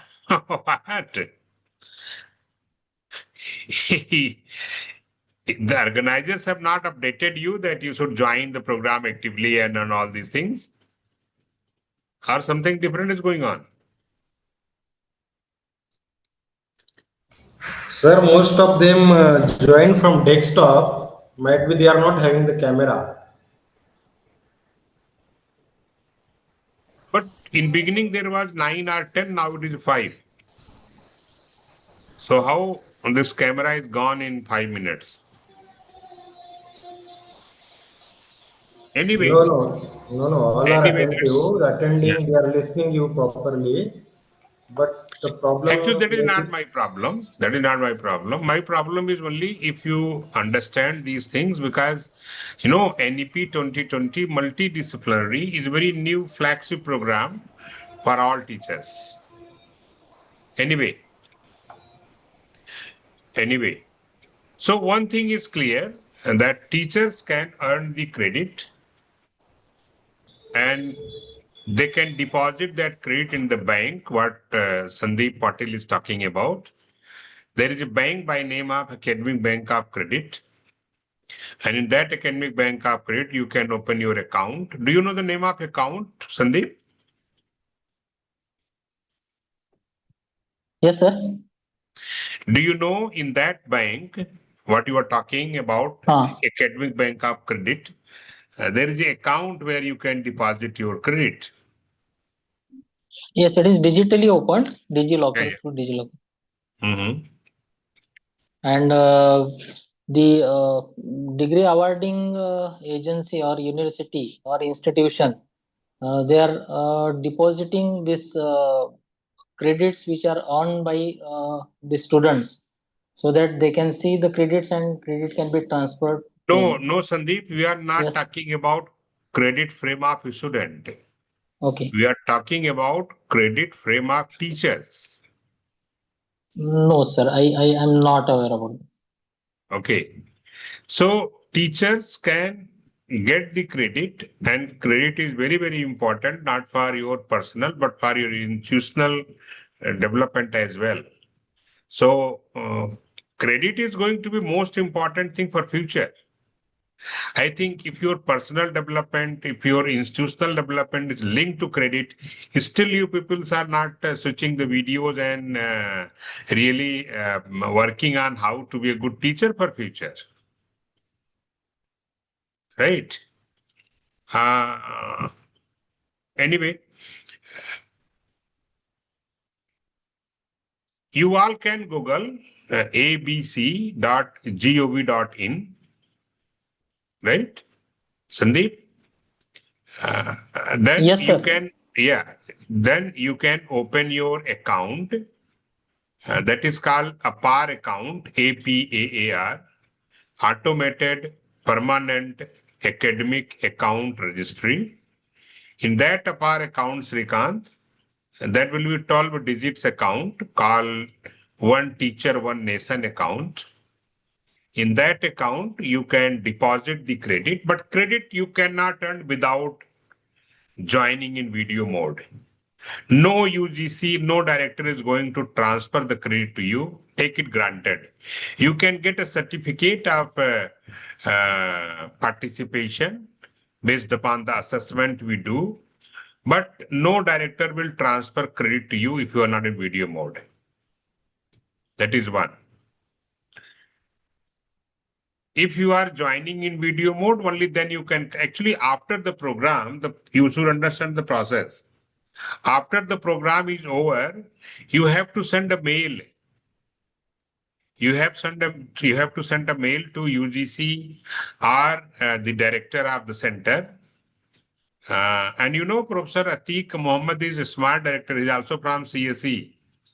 So no way he is going to transfer credit to you, and no director will transfer credit to you. Your all record is on this platform. So you have to make a mail that I joined this program. As Vijay is talking about, 8-day program, 3 hours per day. Total is 24 credits. And then you have to declare that I was present in video mode throughout 24 hours. And I am sharing my account number of APAR. Please transfer my 2 credits to my account based upon my successful completion of the program. So they link it to UGC, and based upon your video presence, the credits are transferred to you. If you are not in video, no credit. Then only simple, we answer that query is closed. Right? Vijay. And no credit, whether you have submitted your data to NBA recently, or you are going to submit it to NEP, or you are going to apply some projects and all that. No credit, I think no value to teacher in future. That is one. But this is the way how you can open the account and how you can transfer your credit to your APAR account in future, and then you can be a good teacher for future. That is one. Second, I will be talking after this credit frame of teacher on multidisciplinary approach of teaching and learning. Like Srikanth ji, one teacher, he told that he is from mechanical engineering, like Sandeep is also from mechanical engineering. So, Srikanth, you must have done BTech in mechanical engineering? Yes, sir. Yes, sir. Then MTech in mechanical engineering? Yes, sir. And then PhD also? PhD also, sir, in heat exchanger. Mechanical engineering? Yeah, yeah. And then teaching in the Department of Mechanical Engineering? Yes. So you see, Srikanth, he was earlier the student of the same discipline, then a researcher of the same discipline, and now the teacher is the same discipline. So what we can see is that Srikanth Thote is a one discipline teacher. That is mechanical engineering. And same thing is to Sandeep. So one discipline teacher, we can say monodisciplinary teacher. Right? But Srikant, NEP 2020, you may be knowing very well that NEP 2020 is not a monodisciplinary frame of education. Yes, sir. NEP 2020 is a multidisciplinary program. Right? Yes, sir. Absolutely right, sir. So monodisciplinary teacher and multidisciplinary policy. No monodisciplinary teaching, no monodisciplinary research, no monodisciplinary learning in NEP 2020. So, sir, what is the future of monodisciplinary teacher in multidisciplinary policy? Yes, Vijay. Vijay, what is your discipline? Computer engineering. Computer engineering. Yes, sir. So, Vijay, you must have done your BTech and MTech in computer engineering, PhD in computer engineering. I think example is same. Every teacher, whoever present. So, we all teacher are coming from one discipline and your future is multidisciplinary. So, how a monodisciplinary teacher is going to work in multidisciplinary policy? That is why, sir, to be multi-talented, multifaceted, these kinds of sessions are required. Yeah, that is the question, Vijay. That is a question you all should ask to yourself. It is not me who is asking the question. It is not me who is asking the question. I don't need answer from you. You need to define your role for future. I can see Sajia Pathan on the screen. Sajia, what is your discipline?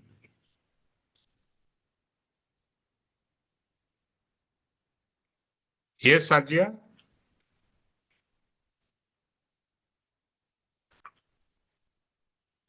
Sajia, can you unmute your mic?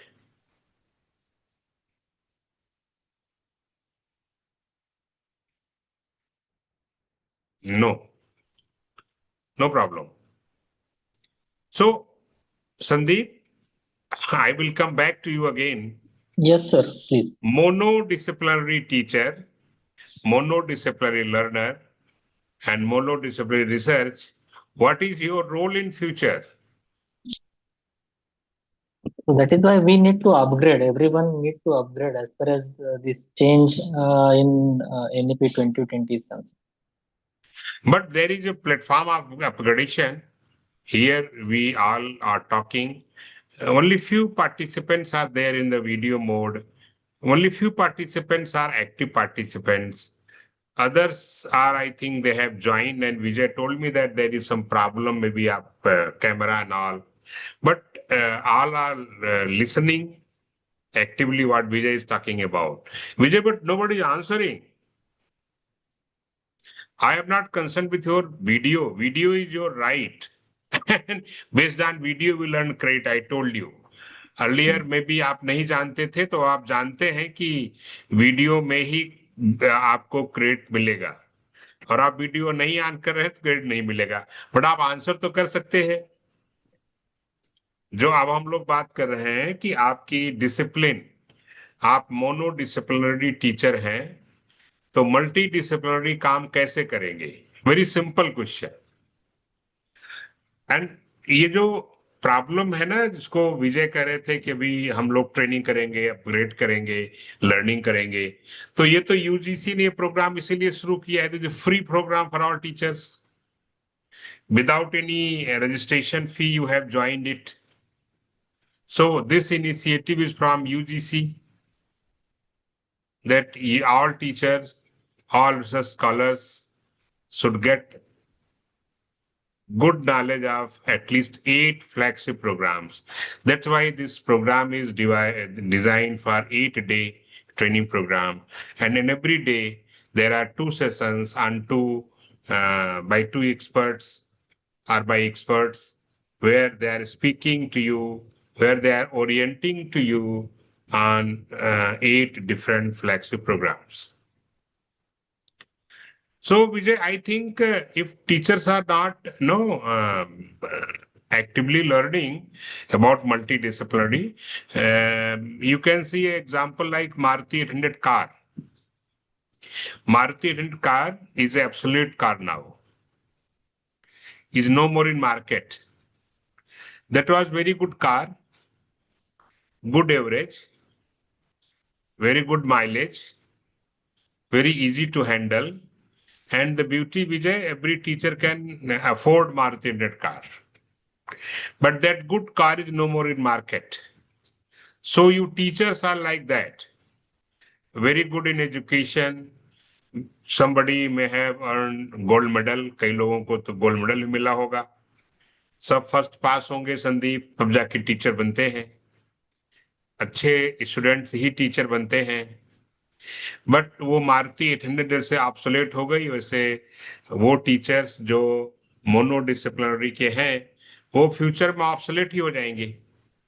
Because future is multidisciplinary teaching and learning. Future is not a monodisciplinary teacher, right? तो कुछ ऐसा ही होने जा रहा है. Future is आप EV.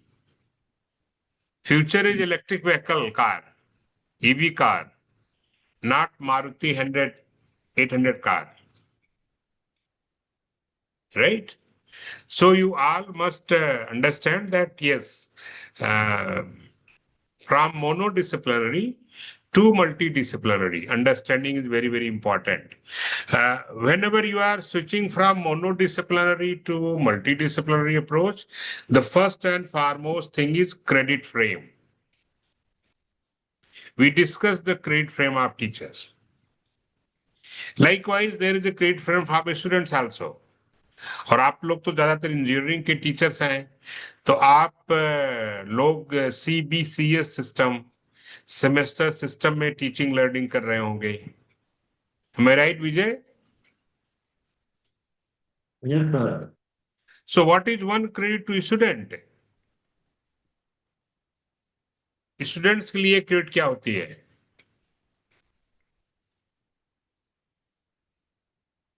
30-hour course. 30 hour in 1 month or 6 months or 1 year? Per semester. Per semester 30 hours. In And our Vijay, curriculum. हाँ, बहुत सारे जगहों पे तो ट्राइमेस्टर होते हैं, IITs में, NITs में, हमारे IIMs में, बहुत सारे स्टैनफोर्ड एंड ऑक्सफोर्ड यूनिवर्सिटीज में 3 महीने के प्रोग्राम होते हैं. We are called it trimesters. बहुत सारी एग्रीकल्चर यूनिवर्सिटीज में ट्राइमेस्टर्स होते हैं. So how you will calculate there?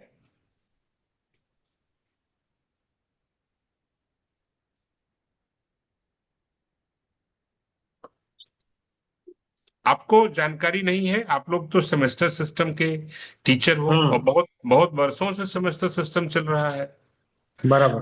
तो आप अपने टीचर्स, अपने स्टूडेंट्स की क्रेडिट कैलकुलेट कैसे करते हैं?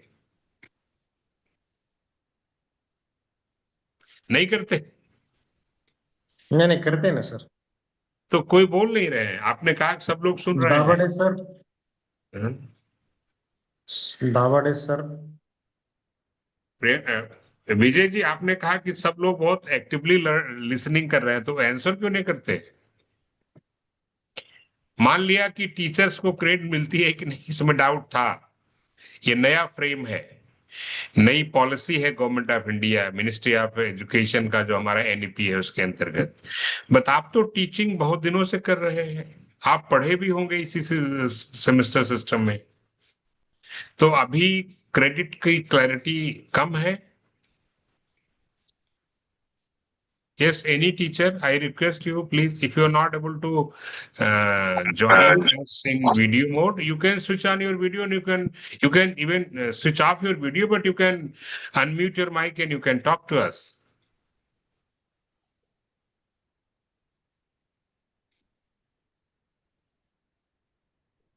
What is 1 credit to student?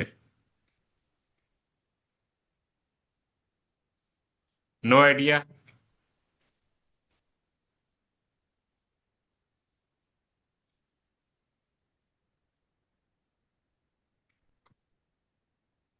Yes, Vijay. Yes, Prajakta Joshi, you can say something. No, sir, I don't have any idea, sir. Sir, for classroom teaching, 15 hours per semester is equal to 1 credit. Okay, Ankush. Vijay, who is the institute co-organizing this program? Ankush. Yes? Ankush Pawar. No. Ankush Pawar is the teacher who is responding. I'm asking who is co-organizing this program. This is basically UGC MMTTC Amravati University program, but who is collaborating this program? Mr. Ankush Pawar is the coordinator from our College of side, sir. Engineering. What is the name of the institute? PVG College of Pune Engineering, Vidyarthi Nashik. Gృహ, sir. PVG Sir, Nashik. Yes? it is PVG Nashik, Pune Vidyarthi PVG Gృహ. Nashik. PVG Nashik. I thought you were asking about the teacher, but sir, our college is a PVG Nashik, Pune Vidyarthi Gೃಹ College of Engineering, Nashik. Okay, thank you. I got it. PBG Nasik is organizing the program, and 4 or 5 participants are there in video mode. Yes, Ankush Pawar, you are saying something? Yes, sir. 15 hours per semester is equal to 1 credit for classroom teaching. Okay, that's good. That is a classroom teaching, right? And 30 hours is for practicals. Yes, Ankush? About laboratory, sir. Mm-hmm.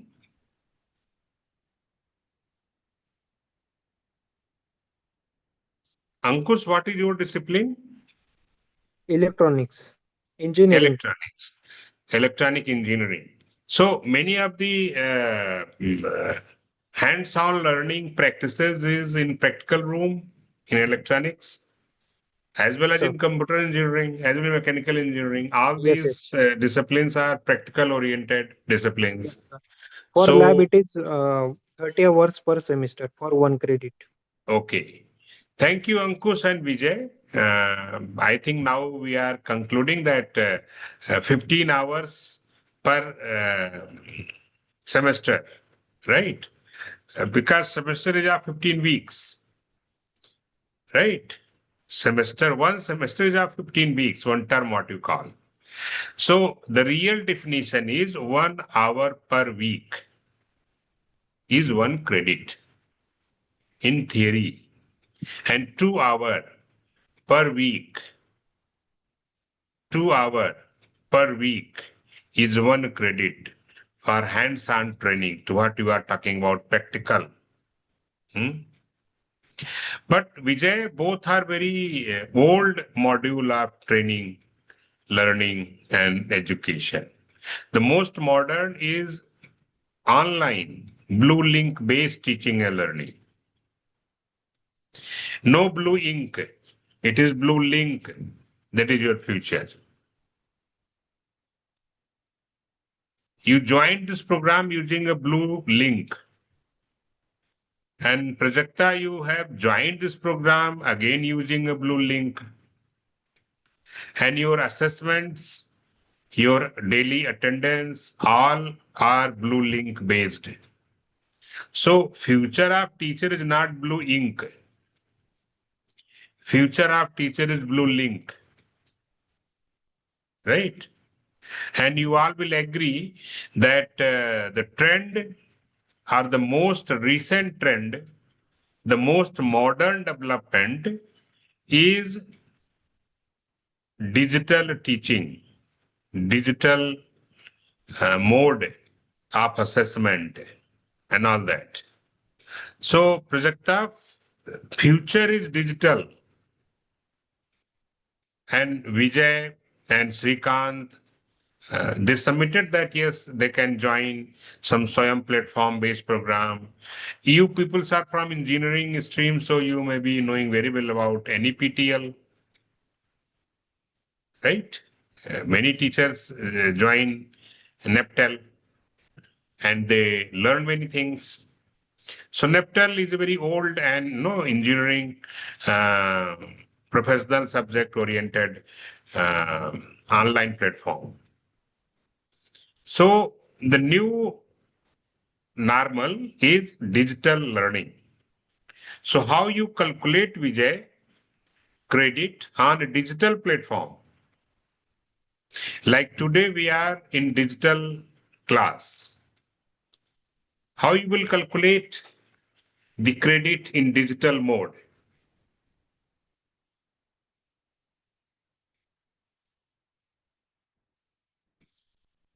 Any idea?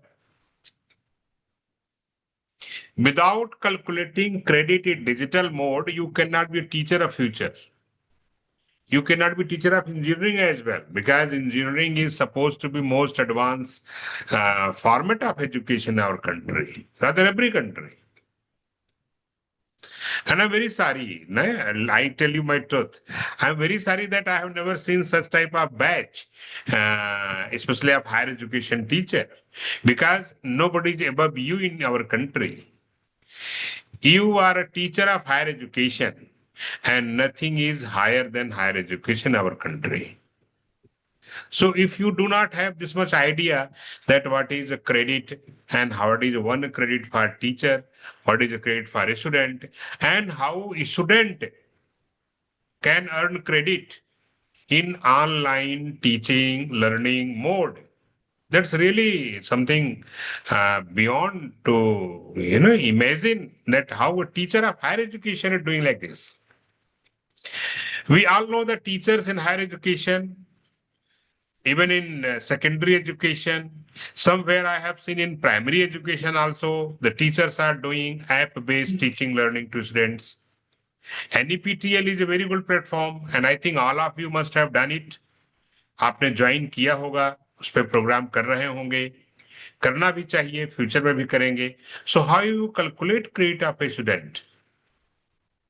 You must be well aware about calculating the credit of a student in classroom teaching, to what we call theory teaching. Then I think Professor Vittal sir is also there. Yes, sir. How we calculate? I think your mic is not working. Sir, I think 30 hours of learning is equal Yes, to sir. 1 credit. Yes, sir. No, Sir, 30 hours. I was out of office for some time because of No meeting to parent. No So problem. parent came for some emergency work. Yes, yes. So I came I back can just now. understand. So many academic activities are also going on everywhere. Sir, we are here since last I think more than 1 hour, and we are just talking about the credit frame, because in multidisciplinary approach, without clarity of credit, you are nowhere. Yes, sir. You cannot do multidisciplinary if you are not clear of credit frame. Very true, sir. Yes, sir. Because it is. So, sir, the simple question is, because in higher education institutions and basically the engineering institutions are supposed to be our future. Yes. You are the sunrise sector of India. Right? So how you calculate credit in online teaching learning mode? I mean, so many platforms like NEPTL, like SWAYAM, MOOCs, all TEDx, Unacademy, so many things are going on nowadays. Foreign universities like richest university of the world, Stanford, they are 100% online. Students join program. Teachers also joins program. Yes. So how you calculate credit in online mode of students? Sir, at this moment, what I know about this is when we had gone for so many NPTEL MOOC courses and all procedures, either there is a notification if this particular program is done by the student or say a faculty, and if they appear for the examination process, the evaluation process defined by them with certain score, then and then only they will get the credit. And for NPTEL, they are having two way. One, the continuous assignment method, that every week they are putting some assignments, and at the end of the course they are having online examination. If it is done successfully, then they say that this can be considered for the credit. Thank you, sir. But now you are talking true, but that is the old frame of education. Now, sir, in new frame of education, everything is credit linked. I discussed these things to all participants who are present here. Yes, The importance of credit to teacher, the frame of credit to teacher, and now we are talking about the credit frame for the students. I tell you, that we have now national credit framework in our country. Yes, right? And this frame is made equivalence 2 hours, 2 hours of teaching, 2 hours of learning, 2 hours of hands-on practices in online mode per week is 1 credit. Okay. To students. Right. So we have now 3 frames of delivery, that is classroom teaching, then lab work teaching, and then online teaching. Online, yes. Only 3. The third one is the most important and is futuristic. Yes. Right. Our future is online teaching learning. Those institutions we have already started it. They are growing. And they are, you must have learned very soon that IIT Mumbai, since their opening, they have done approximately 17,000 students. But in 1 year, they covered 55,000 students by online mode. Right? So online is the engine of growth for future. Not only to students or teachers, but also for institutions. Institutions outreach we can increase by switching to online program. Yeah. So that's why I thought to talk to teachers in multidisciplinary program how to go digital in future. That is one. Second, we discussed about discipline of Srikanth, Sandeep. They are coming from mechanical engineering discipline. Now, one discipline to multidisciplinary. One discipline, our background is one discipline. We all are one discipline teachers because we are coming from the old frame of education, 1986 education policy. Only one frame was allowed, sir. There was, no, you know better than me that there was a boundary of every department. There was a lock and key of every department. No teacher from mechanical can go to computer, and no teacher from computer can go to mechanical. No At student so can many go places, not permitted to take a clip from one department to the another department. That was the thing. Yeah, that was tight-fitted arrangement. But now we are talking about multidisciplinary. So when we discuss multidisciplinary to monodisciplinary to multidisciplinary, then first step is interdisciplinary. Right? That we know about biology with technology called biotechnology. So now the biotechnology department is interdisciplinary department. Then we know very well that biology, when combined with chemistry, we call it biochemistry. Biology, when combined with physics, we call it biophysics. This languages, when combined with psychology, we call it psycholinguistics. And sir, one department is very fast coming forward. When we combined biology plus medical plus engineering, we call it biomedical engineering. Right? Sir. So when 2 or more than 2 disciplines are combined together, we call it interdisciplinary. An interdisciplinary department talks much about entrepreneur, much about making students future ready. Interdisciplinary departments talk about much skilling, upskilling, and reskilling program, and more income generation also. So Very true. this, yeah, sir, this all is the part of our NEP 2020. Yes, sir. NEP 2020 is main focus is to making our students future ready. Yeah. Future ready for entrepreneurship developments. Yes. Sir, today itself, I share you my one experience. Today itself, when faculty came from mechanical engineering to my cabin, I asked about the renewable energies and Yes. another energy sources. And I Yes. just share that in Nasik, we are having the compressed biogas plant. Yes, yes, I know. Do you know where it is?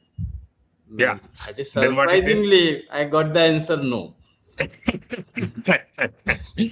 And many But of sir, us, those who are yeah. sitting and are here in the session from the Nasik, they may not be knowing it, but it is here in the Nasik we are having the compressed biogas plant available.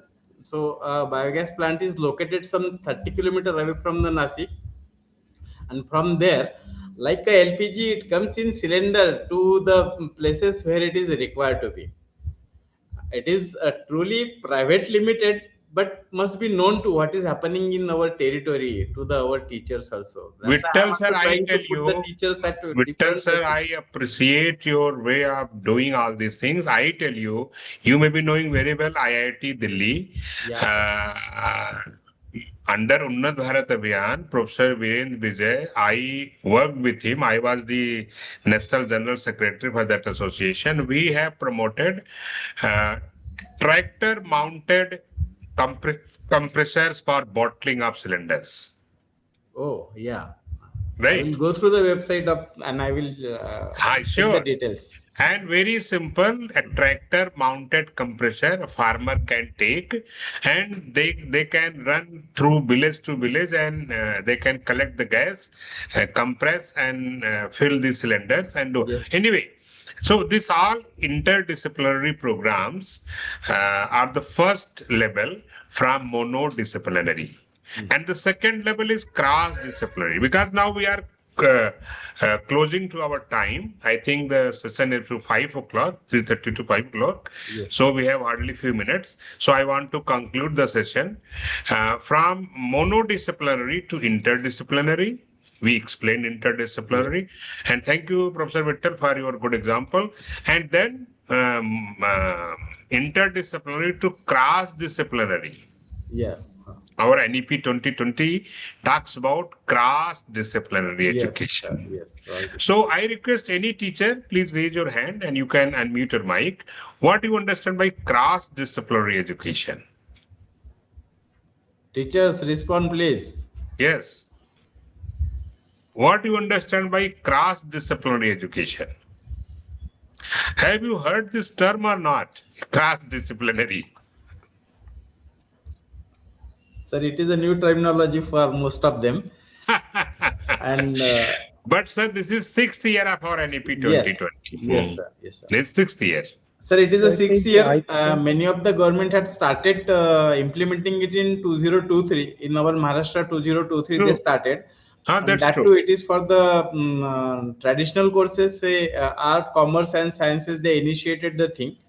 Later, now they took the step that the engineering colleges, those who are opting for the autonomy, they should go for this. And they added one AEDP program also along with this, that you should have an Yes. apprenticeship Very program correct. in between. Very correct. Very true, So sir. many of the teachers are coming in now flow that these things are going to happen. Vittal, sir, actually, you are talking about the institutional involvement, right? Yes, sir. Yes, sir. But you know, at the personal knowledge, we expect that teachers must have gone through the policy draft of NEP, and for their personal knowledge, they go through newspaper, they go through print media, electronic media, gathering knowledge or reading these things are, I think, a routine of a teacher. It should be the routine of a teacher. Yes, sir. Yes, sir. Beside teaching and beside going in the classroom. So I tell you, actually cross-disciplinary is the basics of our Indian knowledge system. Yeah. When we talk about Bharat की ज्ञान परंपरा, हाँ. भारत की ज्ञान परंपरा ऐसी थी कि दुनिया का पहला विश्वविद्यालय हमारे पूर्वज शिक्षकों ने ही भारत में बनाया था. First university of the world, first university of the world was sir open university in Takshashila. Takshashila. Yes. Takshashila. Takshashila is now in Pakistan. हाँ. आप सुने होंगे कि महाभारत में एक गांधारी रानी थी ना, तो Gandhari was from Gandhar province. तो जो उनके पिताजी थे, he open the first university. And जितना हम लोग स्टालवर्ड सुने हैं कि चाणक्य हो, चरक हो, कौटिल्य हो, ये लोग उसी यूनिवर्सिटी के स्टूडेंट थे. तो हम कह सकते हैं कि दुनिया में अगर कोई ज्ञान, सभ्यता, कला, संस्कृति का केंद्र बना तो भारत के शिक्षक ने ही बनाया यूनिवर्सिटी. एंड आप सच कह रहे हैं विट्ठल साहब कि जो फर्स्ट फॉर्मल यूनिवर्सिटी थी वो नालंदा थी. That is Nalanda. जहां पे जैसे आप बैठे ऑफिस में, ऐसे ऑफिस होते थे, सर. लाइब्रेरी होती थी, स्पोर्ट्स ग्राउंड होते थे, डिपार्टमेंट्स होते थे, स्टूडेंट्स के रहने के हॉस्टल होते थे, टीचर्स के रहने की कॉलोनीज होती थी. ऐसा एक फॉर्मल कैंपस, फॉर्मल यूनिवर्सिटी, जिसको हम मॉडर्न यूनिवर्सिटी कहते हैं, वो 5वीं शताब्दी में हमारे देश में ही इन्हीं लोगों ने ही खोला. और वो 12वीं शताब्दी तक, मतलब लगभग 800 वर्ष, that university was the best university of the world. Yes sir. Many so people used to travel from the world to Nalanda to learn. Nalanda, yes. Yes. And Nalanda is now, we all teacher know very well, Nalanda is stationed in the Bihar. Yeah. Yes. जिसको हम मगध कहते हैं, Magadh province. So, my dear friends, teachers, the first university of the world and the second university of the world came in India. हमारे शिक्षकों ने ही बनाया था, हमारे पूर्वज शिक्षकों ने. ये है आपकी लेगेसी. एंड केवल एजुकेशन नहीं, अगर आप बात करें स्वास्थ्य की, तो first health system of the world by Indian teacher, हम उसको कहते हैं अभी आयुर्वेद, सिद्धा, यूनानी. Yes, Charak was the student of earlier university Takshashila. Then he worked in Nalanda as a teacher. Charak. ऐसा कहते हैं. Then first agriculture science, कृषि विज्ञान का ज्ञान भी दुनिया में पहली बार हमारे देश के शिक्षकों ने ही दिया. और वो गांव था मेहरगढ़. वो सिंधु नदी के किनारे सर एक गांव है. उस गांव, सिंधु नदी अब पाकिस्तान में है. सिंधु नदी के, I had not gone through this. Anyway, happy to hear from you. Okay. Yes. So Mehergarh, you can Google.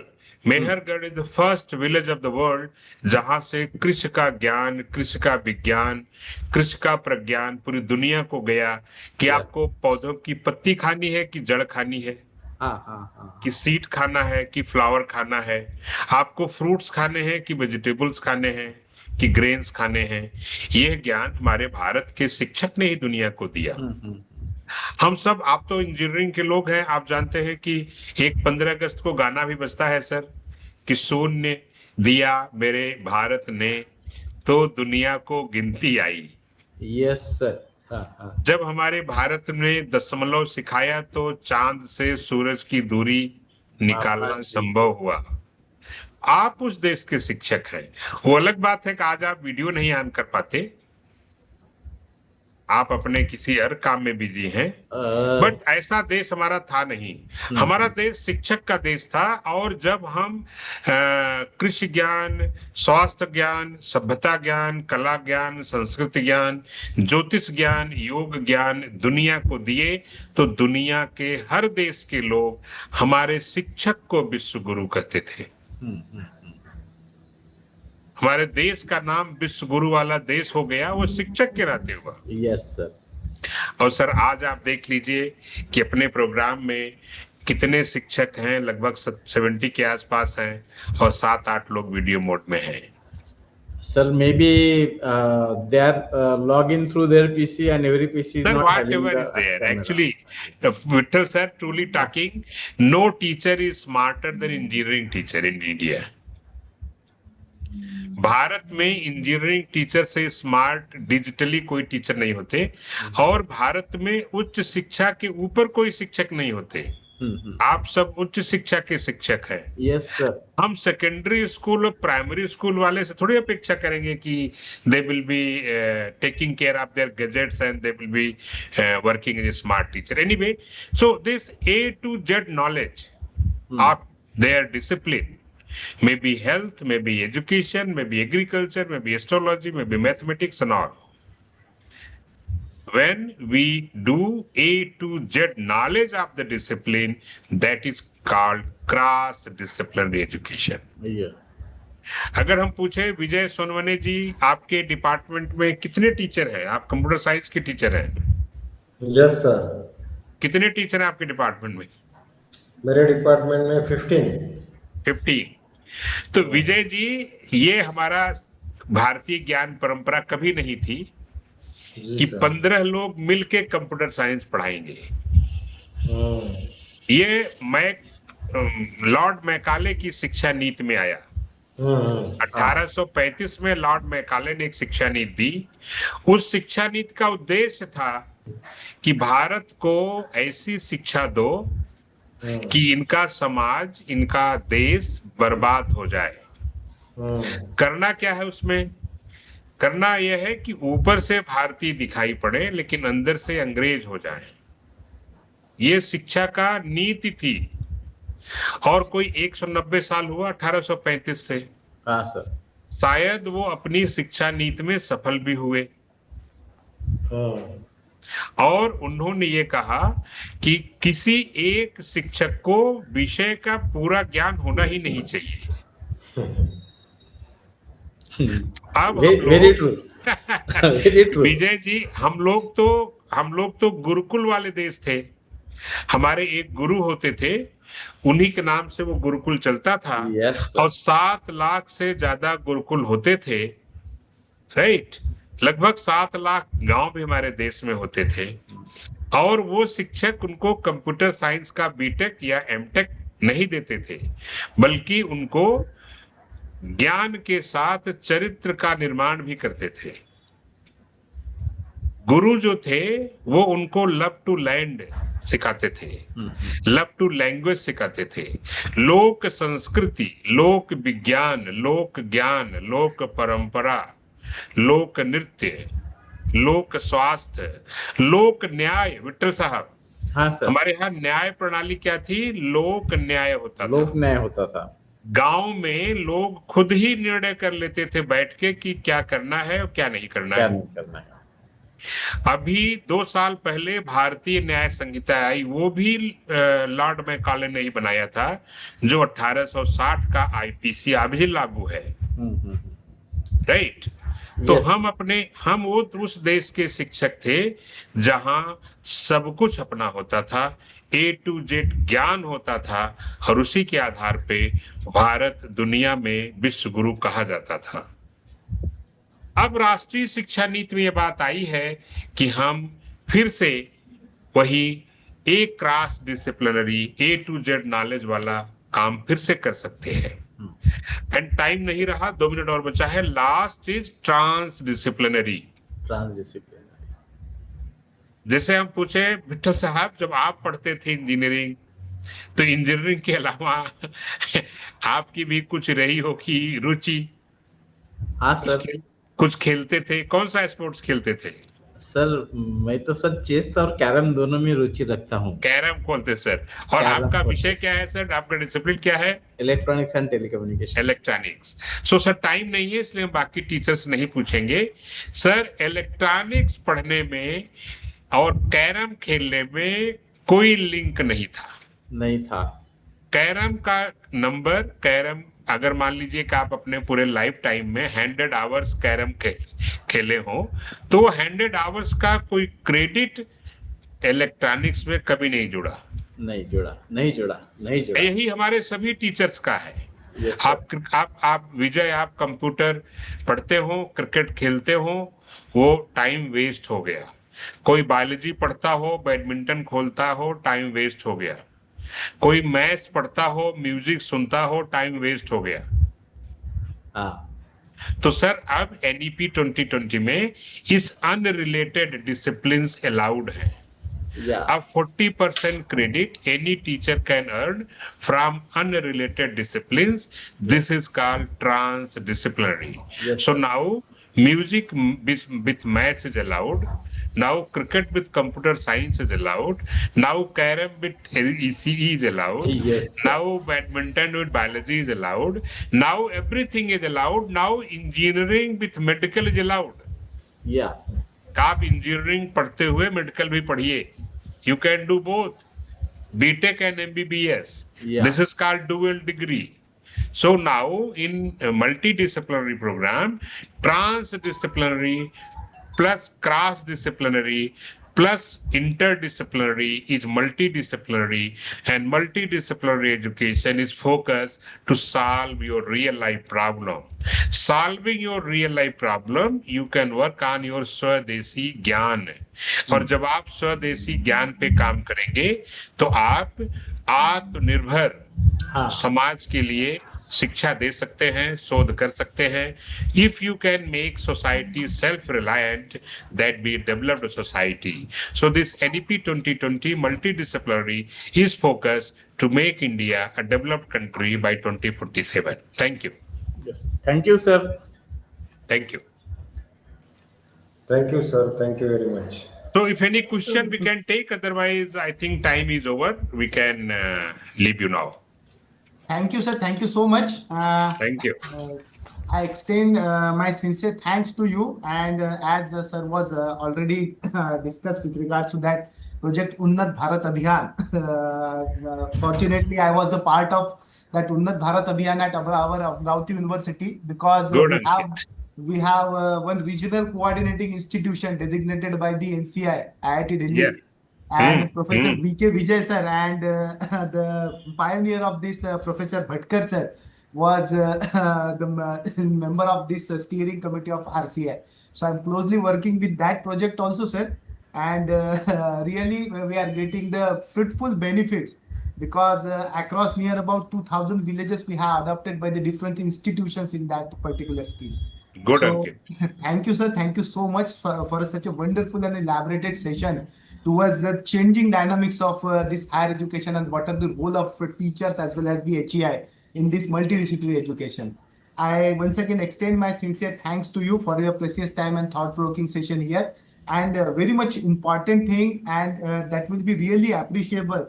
The leader of this institution, Professor Vitthal Gaund sir, was fantastically interacting. So I will request Thank all you, the sir. But I joined very late. So I'm very sorry for that. No, sir, no. Actually, No problem, sir. No problem. I think Ankit will agree to me. Actually, we are also working as an academic head, right? Institutional Yes, sir. head. So we have so many other activities as well. But I used to spare my time and talk to teachers. I like Vittal sir. Thank you so much. Thank you, Ankit. thank you, sir. Thank you. And with the kind consent of Professor Dubey sir, I would like to declare that today's session will be over here. Thank you, Thank you, sir. participant. Thank you so Thank much, you. sir. And we will Namaskar. meet tomorrow. Thank you. Thank you. Thank you, sir. Namaskar. Thank you, sir.